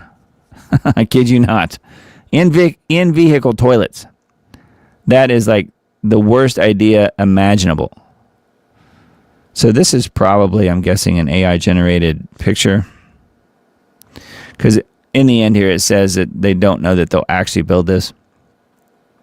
It says, well, humanity had a good run, guys, but just when it seems like car makers had finally run out of goofy gimmicks to cram into vehicles, along comes the next great leap forward in automotive innovation. It's the car toilet. Yep. Now you can really go from 0 to 60 while sitting on your own personal porcelain throne built right into the seat. The lucky passengers in the back seat are sure to love that little feature. And look, to be fair, there's a tiny sliver of logic here. If somebody is driving late at night, stuck in the middle of nowhere, or parked somewhere it feels a little sketchy, the idea of not having to sprint into a gas station bathroom that looks and smells like a crime scene does have some legit appeal, but still. There's a big difference between I can see the use and please let me unbutton my pants to go. Number 2, 5 inches from the cup holder. No thanks. Because once the novelty wears off, the question starts to kick in. Who exactly wants their car to become a rolling restroom? Chinese automaker Seres, S-E-R-E-S, has patented what it calls a in-vehicle toilet, and yes, it appears to be exactly what it sounds like. A crapper built into your car seat. Oh, man. See, and again, we are breaking news that proves we are living in the end times. This, I think, helps sum that up pretty nicely. Yeah. So, anyways, but leave it to the Chinese to develop something like this. Maybe the Chinese would do something like this, have an in-car toilet. I mean, they do have toilets in, like, you know, buses and things like that, where you can have privacy, like in a plane or a bus or something. But no, not like this. Not like this. That's just wrong. So anyway, there's some more humorous points here, and the thing that they're getting to here. It says, sure, this might sound handy in theory, but when push comes to shove, pardon the pun, it feels like one of these ideas that gets a whole lot less magical the second real human beings have to pull down their britches and take care of business. Again, to be fair, there's definitely a narrow lane where this could make sense. Nobody's saying bladder pressure is a joke, and there are absolutely moments when not having to get out of the car could be useful, but good grief, it's a trade-off. It says clothes, privacy, smell, cleanup, and the horrifying act that every passenger now knows your car is one flush away from becoming a rolling porta potty. So yes, points for creativity, guys, but this feels a lot less like the future of driving and more like something dreamed up by a guy who really, really just didn't want to stop at Buc-ee's. Yeah. That is pretty horrifying, I must say. Not Buc-ee's either. Buc-ee's is quite the experience. I stopped at my first Buc-ee's, when was that? Back on a trip to Knoxville a few weeks back, or a couple months ago now, I guess. I'd never been into Buc-ee's before. That is quite the experience. All right, so anyways, enough of that nonsense. So on a sad note here, at least from the Nashville country music world, of which I'm only on the fringes of, but I didn't know who this guy was. Country music icon Don Schlitz, who wrote Kenny Rogers' famous song called "The Gambler," has died. Made the jump to hyperspace, as we say. Dead at 73, Schlitz penned hits for Kenny Rogers, Randy Travis, and the Judds. I'm not really sure what he died of. It says Don Schlitz, the country songwriter behind classics like The Gambler, has died. The North Carolina native died Thursday at a Nashville hospital after what the Grand Ole Opry described as a sudden illness. Uh-oh. He died suddenly. The cause of death was not immediately known. Well, if he died suddenly, I think we might know what he died of. We are heartbroken by the news of the passing of Don Schlitz. Don loved his family, home state of North Carolina, and above all, the songs and songwriters. Country Music Association CEO said he carried love into every room, every stage, and every lyric he ever wrote. There he is, if you've never seen him before. I never met him or anything, but I just thought it was sad that he died, but I certainly know some of his songs, like The Gambler, which is a hugely famous song from the, early 80s, I think. His lyrics-fueled hits includes, on the other hand, Forever and Ever Amen. You guys might know that one, by Randy Travis, Forever and Ever Amen. And When You Say Nothing at All, recorded by Keith Whitley, but later by Alison Krauss. When You Say Nothing at All. That was probably one of the hugest hits that she ever had. Schlitz was born in 1952 and raised in Durham before packing his bags and heading to Nashville. There he is with Kenny Rogers. So very sad, very sad. And let's see here. Let's move on back to the doom and gloom. Well, that one was pretty sad too, actually. So we've got two from Vaccine Impact tonight. Netanyahu and Zionism is pushing the world towards economic catastrophe. Yeah, no kidding. Strait of Hormuz. So this is an infographic. Connects oil and liquid natural gas production in the Middle East to global markets via the Arabian Sea and Indian Ocean. Okay, so there's a basic infographic talking about some of this importance that has to do with the Strait. As has often been the case since the Iran war started, the U.S. corporate media, whether left-leaning or right-leaning, is reporting news on this war that's far different from what's being reported outside of the U.S. media. So here are two very recent interviews that are both about 30 minutes long, giving the other side of what actually happened this past weekend with the negotiations in Islamabad, where J.D. Vance, as well as led by J.D. Vance, as well as views on the alleged current blockade in the Strait by the U.S. military. Wall Street Journal had actually published a story stating that the U.S. was going to assassinate the delegation from Iran. See, I mentioned that earlier. You just can't keep killing everybody. Assassinate the delegation from Iran, which forced them to return to Iran in secret after the meetings ended. I mean, that is exactly how Israel operates. Professor Mirandia, who lives and teaches in Tehran and is a U.S. citizen, was actually at the negotiations. And at the time of this writing, this is his most recent interview with Glenn Deason. He states that the Iranians fully expect a resumption of attacks by Israel and the U.S. and that they are preparing for it. I think they would be right. He stated that Netanyahu and Zionism is pushing the world towards economic catastrophe And he also states that if they attack Iran's energy infrastructure, that they will start attacking the infrastructure of the rich Arab Gulf states, starting with the UAE, which he states they can completely destroy in one day. So could that be what's in store for this week? UAE losing their infrastructure? Man, so something to watch for sure. But yeah, I mean, certainly we are not getting the truth from our press. So here's the interview, I guess, embedded here on this article on vaccine impact. So yeah, that one, pretty important. Netanyahu and Zionism pushing the world towards economic catastrophe.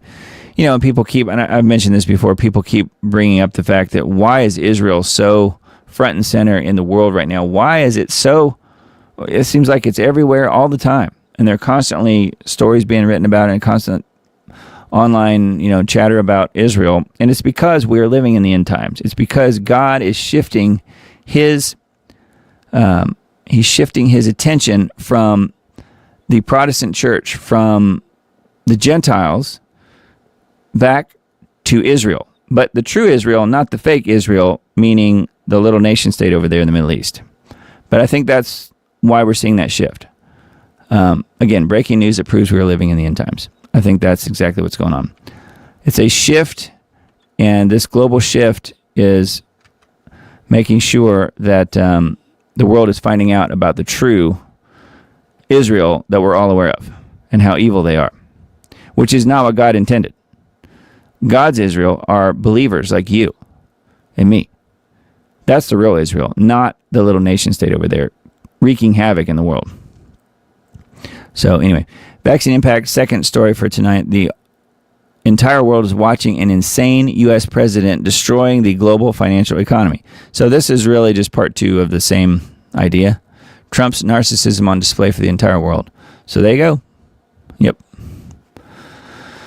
After insulting millions of Catholics last year after posting an AI-generated image of himself as the Pope. Oh yeah, I forgot about that. Last May on Truth Social, Trump has again angered millions of Christians in the U.S. and around the world by posting an image of himself as Jesus yesterday on Truth Social, which apparently has since been removed due to the outcry against him. So here's a whole article about that. Oh, and some excerpts from Chuck Baldwin, who I really do respect. I think he's a really good pastor and writer out there as well. I'm on his newsletter list. Do get his broadcasts when he sends those out. So this is talking about Trump and Zionists and so forth. Except for the brainwashed, brain-dead evangelical Christian Zionists, the whole world knows that Donald Trump is certifiably insane. They also know that he is an international war criminal. It's one thing to be demented, as was Biden during the last 2 years of his term in office. It is quite another thing to be criminally insane, as is being clearly demonstrated every day by Donald Trump. America has a madman in the White House, and while the 25th Amendment to the Constitution authorizing the administrative cabinet to remove an unfit president from office has never been used, the time has come for its implementation, and I mean now. This is, again, words from Chuck Baldwin, pastor in Montana. He's in Montana. Furthermore, not only should Donald J. Trump be removed from office, he should be arrested, tried, convicted, and sent to prison for war crimes and crimes against humanity. And again, the whole world knows it. So here's a link to the full article on chuckbaldwinlive.com. And what he says there is exactly true. However, the problem is you'd have to have the cabinet involved in the 25th Amendment, and the president's cabinet are all yes men, people he's put in place for that, not for that reason, but for the reason of being able to give him what he asked for.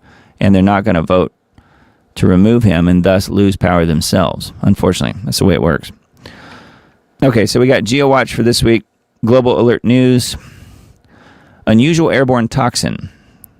Every breath we take is contaminated. Unusual airborne toxin detected in the U.S. for the first time.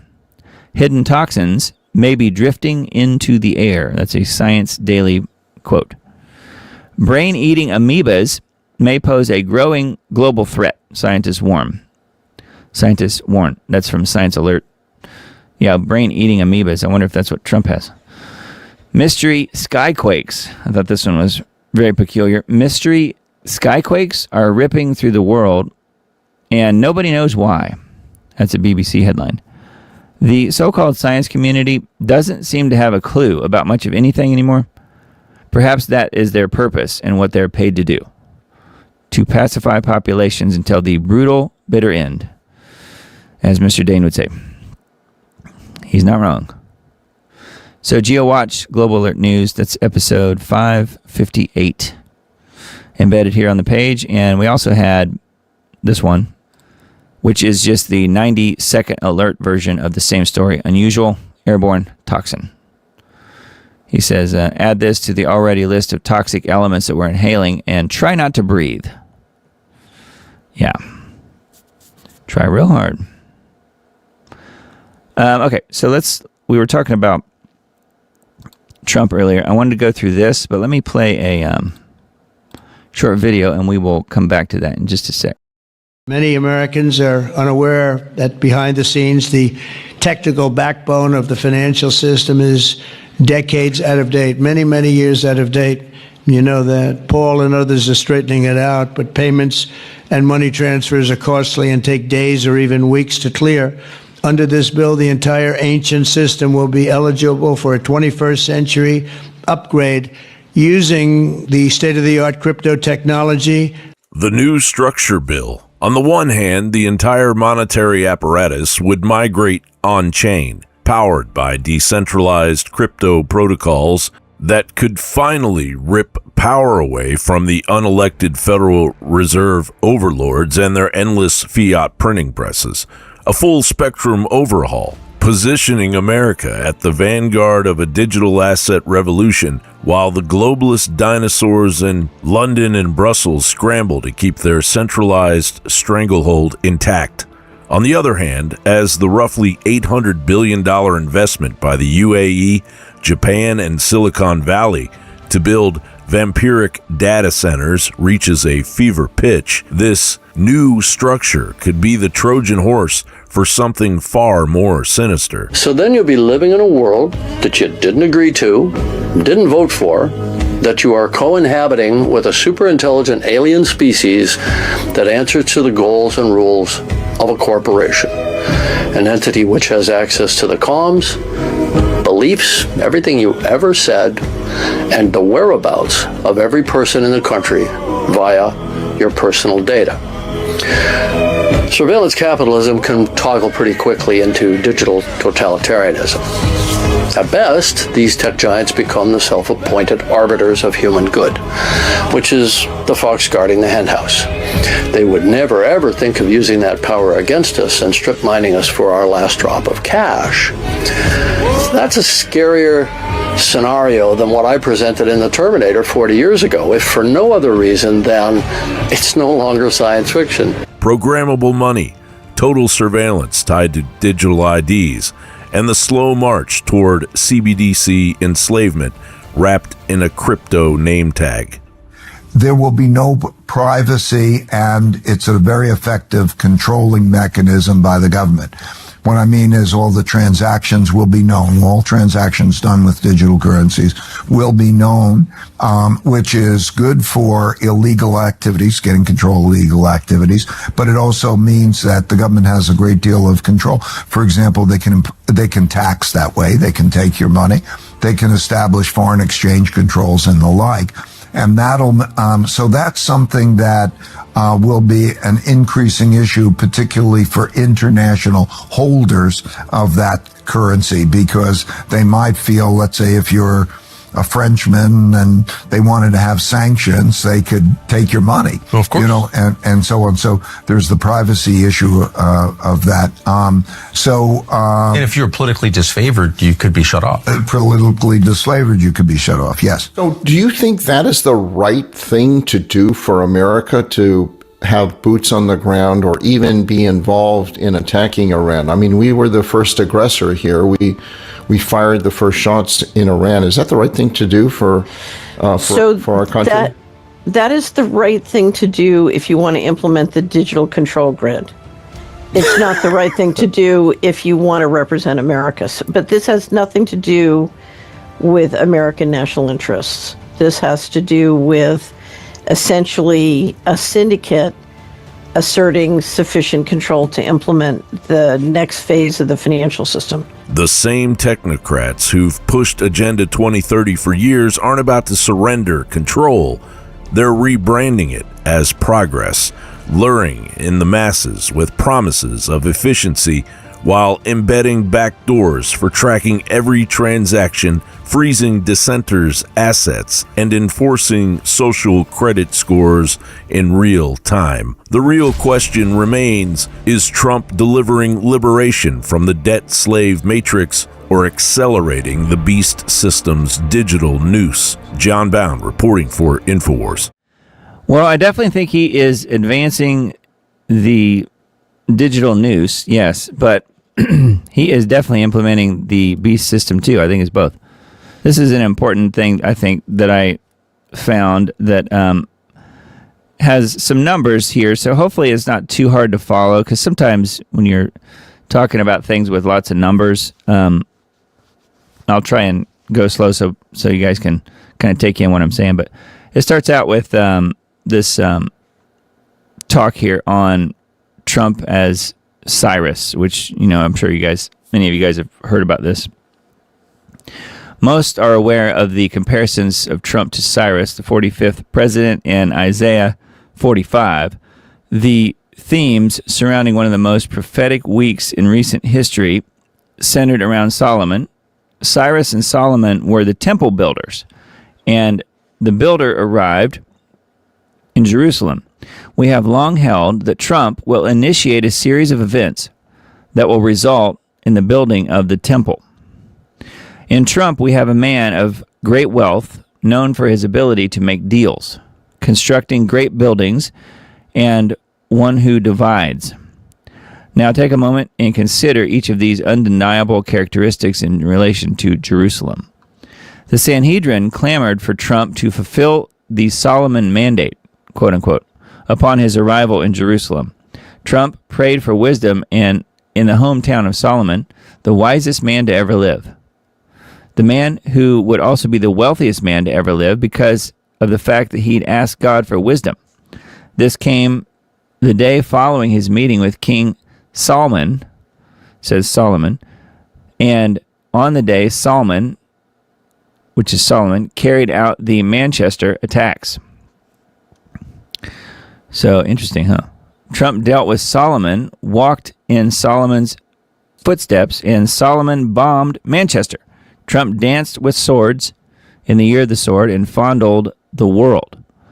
The builder who promised to build a wall and divided a nation came face to face with the most significant wall on earth. And here he is paying homage to the wall, which of course is a leftover remnant of the Roman structure and not part of the temple whatsoever.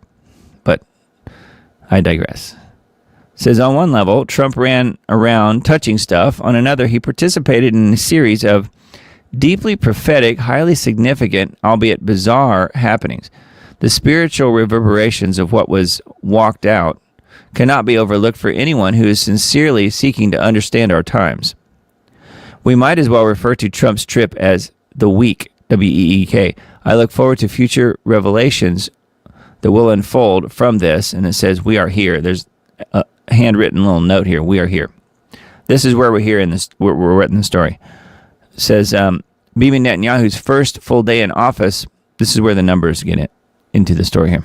Bibi Netanyahu's first full day in office as Prime Minister of Israel to Trump's election was 7 years, 7 months, and 7 days. So Netanyahu's first full day in office as Prime Minister to Trump's election. 7 years, 7 months, 7 days. On March 31st, 2009, Netanyahu assumed office, and his first full day in office began April 1st, 2009, which is 2,778 days, or 7 years, 7 months, and 7 days before Election Day of Trump, meaning. So that's the explanation of that line. So isn't that strange? 7 years, 7 months, 7 days. 7770. Weeks before destruction of the temple, being 1,946 years, 6 months, 14 days before January 21st, 2017, which is when Trump got in. While at the same time, the most recent 7770, which was July 7th, 1970, is 46 years, 6 months, 14 days, or 17,000 days exactly before 12117. So isn't that strange how these numbers keep working out? In other words, Trump, who was born on the 6th month and 14th day of 1946, took office 1,946 years, 6 months, and 14 days after 77 and 70 AD, which was weeks before the temple destruction. So that's what this whole thing is getting to. I just thought that was really interesting. Trump was born on the 6th month, 14th day of 1946. So that's June 14th, 1946. He took office 1,946 years, 6 months, and 14 days. So the same numbers. 1,946 years, 6 months, 14 days after 7770 AD, which was right about when the temple was destroyed. The second temple. So isn't that strange? Is that God's, I wouldn't say stamp of approval, but it is helping to define perhaps why Trump is in office, why he is there now. He is the one, for whatever reason, for good or for evil, he was the one chosen to be there at this time. And I think those numbers help confirm that. So isn't that bizarre? So Trump, as evil as you might think he is, or as good as you might think he is, no matter which side you're on there, the numbers don't lie. That's what I'm getting at. He's there for a reason. And the building of the third temple apparently is part of the reason. The unrolling of this digital prison, this beast system that we were just talking about in the last video, is part of this system, which helps also, I think, also prove that we are living in the end times. So isn't that wild? Anyway, I thought that was really interesting, and I wanted to relay it to you guys because I knew you guys would know exactly what I was talking about there. All right, so back to we'll look at the scheduled weather. We talked about GeoWatch before we had that little departure about the Trump stuff. So this is, I guess, the next 10 days, next bit of scheduled weather we have, April 25th through 29th. And it looks like warmer back east and in the south and cooler out west. So if we look at that, I'll leave that tab open and we'll go to this one. And let me go to here. And we're looking at the map over here on the right. Okay. So this is still kind of the same thing. If we look at the below and cooler temperatures in the Midwest and West, 25th through 29th. This one is 25th as well. And you'll see that same look here. This is 7 to 10 days out. So we're kind of working backwards here. We're going to look at some closer dates here in a second. But you can see that starting somewhere around April 25th, it's going to be a bit warmer back east and in the south and cooler out west for the most part. Again, here from NOAA and here from Climate Reanalyzer. If we jump backwards here to April 22nd, so now 4 to 6 days out instead of 7 to 10 days out, it's going to be warmer in the Midwest, a little bit warmer than usual, and then 1 to 3 days out, which is kind of where we're at now, which is cool, which is why I have my long sleeve shirt on. It got cold last night. A storm blew through and cooled us off probably, 25 degrees or so. I don't know. It was quite a bit.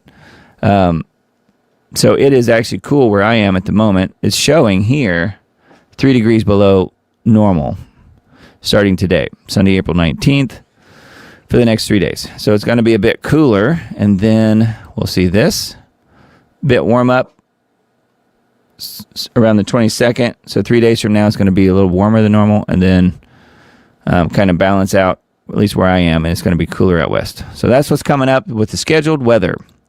Isn't that lovely? And I'm in Tennessee, if you guys didn't know, and I came across this one, and I didn't know about this, so I thought I just kind of saved the link and thought we could look at this, because I'm not really sure which way this goes, and it sort of concerns me, so that's why I wanted to look at it. This is on Israel 365 News, which is a site that I often mention on this broadcast, just because they are super pro-Zionist, super pro-Israel, of which I'm not. And so I like to know what the other side likes to think is important and what they like to talk about. Tennessee makes history. So this is Israel, a site that is dedicated to Israel, talking about something that just happened in Tennessee.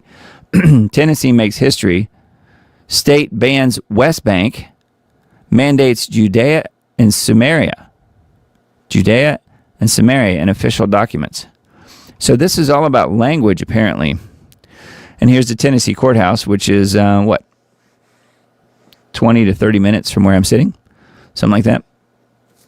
The word West Bank, quote unquote, will no longer appear in Tennessee state documents, in a move that has sent shockwaves through both pro-Israel circles and Arab American communities. The Tennessee General Assembly, which, by the way, they're super pro-Zionist, passed House Bill 1446, the Recognizing Judea and Samaria Act. That's the name of it. The Recognizing Judea and Samaria Act, mandating that all state agencies, boards, and commissions replace the term West Bank with Judea and Samaria in all official communications. The bill now sits on Governor Bill Lee's desk awaiting his signature, with the law set to take effect July 1st. And he will sign it. He is a pro-Israel, pro-Zionist kind of guy. And do you think he would be in power if he wasn't? Probably not. The term West Bank was coined by Jordan after its illegal... Again, this is coming from the Israeli perspective. The term West Bank was coined by Jordan after its illegal occupation of the territory following the 1948 war, a politically engineered label designed to sever the land from its 3,000-year Hebrew Bible identity. Tennessee's legislation calls this out directly. The bill's text states that the ideological and cultural conflict over Judea and Samaria represents a broader civilization struggle between Judeo-Christian values and radical Islamic ideologies that seek to undermine Western democratic principles and religious freedom. So that's the reason for this, I guess. Leading the charge was evangelical Zionist Christian activist Lori Cardoza Moore, who also serves in the Tennessee Textbook and Instructional Materials Quality Commission. Her focus is on Israel television program she has a TV show called Focus on Israel that reaches an audience of over 2 billion people worldwide, testified personally before the General Assembly, and played a central role in rallying both Jewish and Christian leaders behind the legislation. I've never heard of her. I don't know why she has a TV program that reaches 2 billion people. That seems a little strange. That's her, I guess. Lori Cardoza Moore. Judea and Samaria are not just names or political terms. They are connections to truth, to history, and to our shared Judeo-Christian heritage, she testified. She framed the use of the term West Bank as an assault on American heritage itself. When we use the biblical names, we stand against modern revisionism, which seeks to erase the heritage not only in the land, but even here in our own republic. Judea and Samaria are the biblical, geographical, historical, and legal terms used for thousands of years to describe the mountains overlooking Israel's coast. This is the cradle of our faith, from towns like Shiloh and Bet-El, which is Bethel. From the plains of Minnesota to the hills of Tennessee, this is not just Jewish history, it's our history, she says. And it goes on. So very interesting, huh? So it's all about the verbiage in certain documents. They're not going to refer to West Bank anymore as a thing. It's just going to be Judea and Samaria, at least in Tennessee. Isn't that crazy? Anyway, yeah, not that surprising actually, because again, everything has been being redirected to Israel at this point, and not the Gentile church. So very, very interesting. Okay, so Linktree, I've mentioned this a few times. That is what the QR code up there in that corner is. It's got a little label on it now, so you know what it is if it's labeled there. So Linktree, if you scan that with your phone, you go to this page, which is all of the links for the Diamond Report. All of the different social media platforms that I'm on, and Substack and Subscribestar, YouTube, and all the different video platforms. I got accused this week by one guy, based on my normal Facebook posts. I typically will put the show up, the Diamond Report show, and then the links back to my different things. I'll put my Substack link on there. I'll put my Subscribestar link on there. I'll put the YouTube video link on there. I'll put the Rumble link on there, and those types of things. And he had a one-word post, one-word reply to what I posted on there, which is simply just me letting people know how to find the show. And if they want to support the show, they can. Here's how you do it. No pressure, right? That's how I always operate. You guys have been to this show. You've heard me on this show. I don't pressure people at all. I never would. And it's not, the money is nice to have as far as being able to support the show and pay my bills. Otherwise, it's just out of my pocket. And I'm going to do the show either way. It's nice to have help. That's all. So the guy's one reply to my post just said, grifter. He was accusing me of being a grifter for posting a link to my Substack and Subscribestar and telling people, hey, if you want to help, it's there. If you don't want to help, just ignore it. So I got accused of being a grifter on Facebook earlier this week. I thought that was just lovely. Just lovely, wasn't it? But I did get mad, and I didn't get defensive with the guy. I just left it alone. So anyway, I just thought that was interesting that people just automatically go there into the worst possible place. If there's one thing I am definitely not, it is a grifter.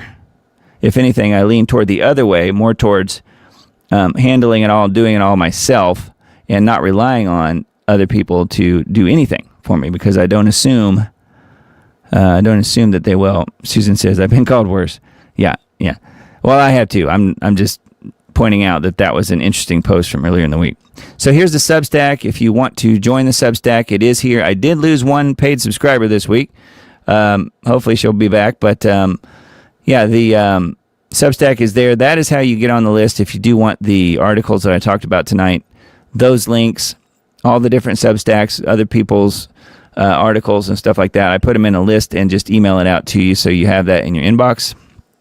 And you can refer back to that as often as you want to. I try and organize it as much as possible. So that's what the Substack is. There is a mechanism there to support the show if you want to, just like the same thing is on Subscribestar, which is linked right here.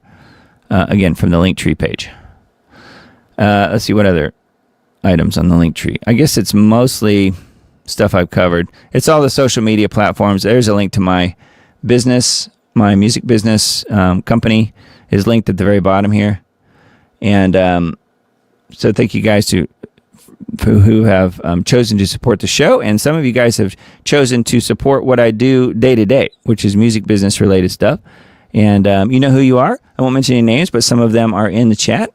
And thank you guys for supporting me either directly through the show or indirectly through supporting the work that I do, whether it's building a website for somebody or mastering a song or an album for somebody or whatever. That's what I do day to day to get enough income to do the show.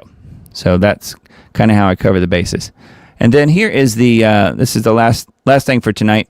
This is the store, and Susan and I think others have mentioned the store, and this is what we're closing down this coming week just because I don't want to spend the money to re-up again. It'll be several $100s. I don't feel like it's worth it just because I only have a sale here and there, and it costs quite a bit just to keep this store going. So the products are they're virtual from the standpoint of I create them in the store, and then when you order something, it's then printed and shipped directly to you from the store. So I don't ever handle any of the products. It's literally the order just goes to my supplier, whom I pay, and they create the product and send it to you. But I have created the template of each product by having, for instance, on these hoodies, these are the Conspiracy Analyst hoodies. You can see what it looks like here, and then some of the different colors that are available, things like that, and get some of the different, perspectives on it. It's got the logo on the sleeve and it says the Diamond Report. It says Conspiracy Analyst in this case. So those are hoodies, and then there are other things available as well. Anyway, this store is being shut down on April 22nd, at some point on the 22nd. So if you guys want one last chance to order something, it is there. And if we ever need to, we could bring the store back probably in a different way, hopefully a cheaper way, later on. But I'm probably just going to shut it down and leave it shut down for a while, just because, again, it wasn't paid for itself. So I don't want to keep spending money on the store if it's not going to pay for itself. It's just kind of silly to do that. So anyway, T-shirts are available, long sleeve T-shirts, short sleeve T-shirts, hats, and all that stuff. And that will be shut down at some point on the 22nd. So watch for that. If you guys are interested in that, feel free to order something or not. And again, no pressure either way. So I thank you guys for being here with me tonight and hanging out with me through the entire show, and had quite a few people watching tonight. So that's really, really cool. I really appreciate that. And I guess we'll do it again next week. So next week is the 26th? Is that right? April 26th, 9 p.m. Central start time is what we'll do. And we'll do it again then and see what other trouble has been accomplished by Mr. Trump this coming week. I'm sure it's going to be considerable. Looks like they're going back to direct war with Iran. Not that it really ever stopped, but it kind of slowed down, and I think it's going to pick back up this week. But we will see. So let me make sure I didn't miss any other comments from you guys, and we'll call it a night tonight. Doug, will you post the Trump numbers link in Substack? Yes, I sure will. Yep, I sure will. That was a neat one, I thought. Not to mention the 2018 mint. The coin. I thought that they were going to go to the coin discussion as well in that post, but they didn't. Yeah. William says, who's winning the Lego war? Not Trump. Not Trump. Iran has put out some amazing Lego videos real recently, and they're all really good. The Matrix was not a sci-fi movie. It was a documentary. Yeah, I think it was.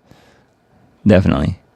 All right. Well, thank you guys for being here tonight. I really appreciate it. And again, we'll do it again next week, and we'll wrap it up, and I can close with one more video, I guess. We've got another one here in the queue.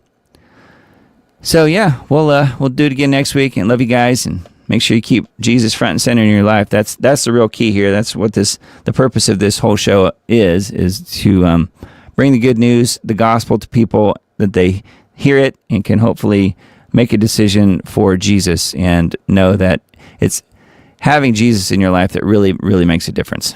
And,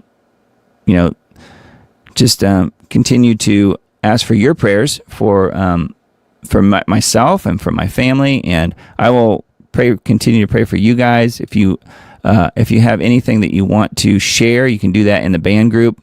If you have specific things you want to pray about, I don't know if I have a banner set up for that or not. Let me look.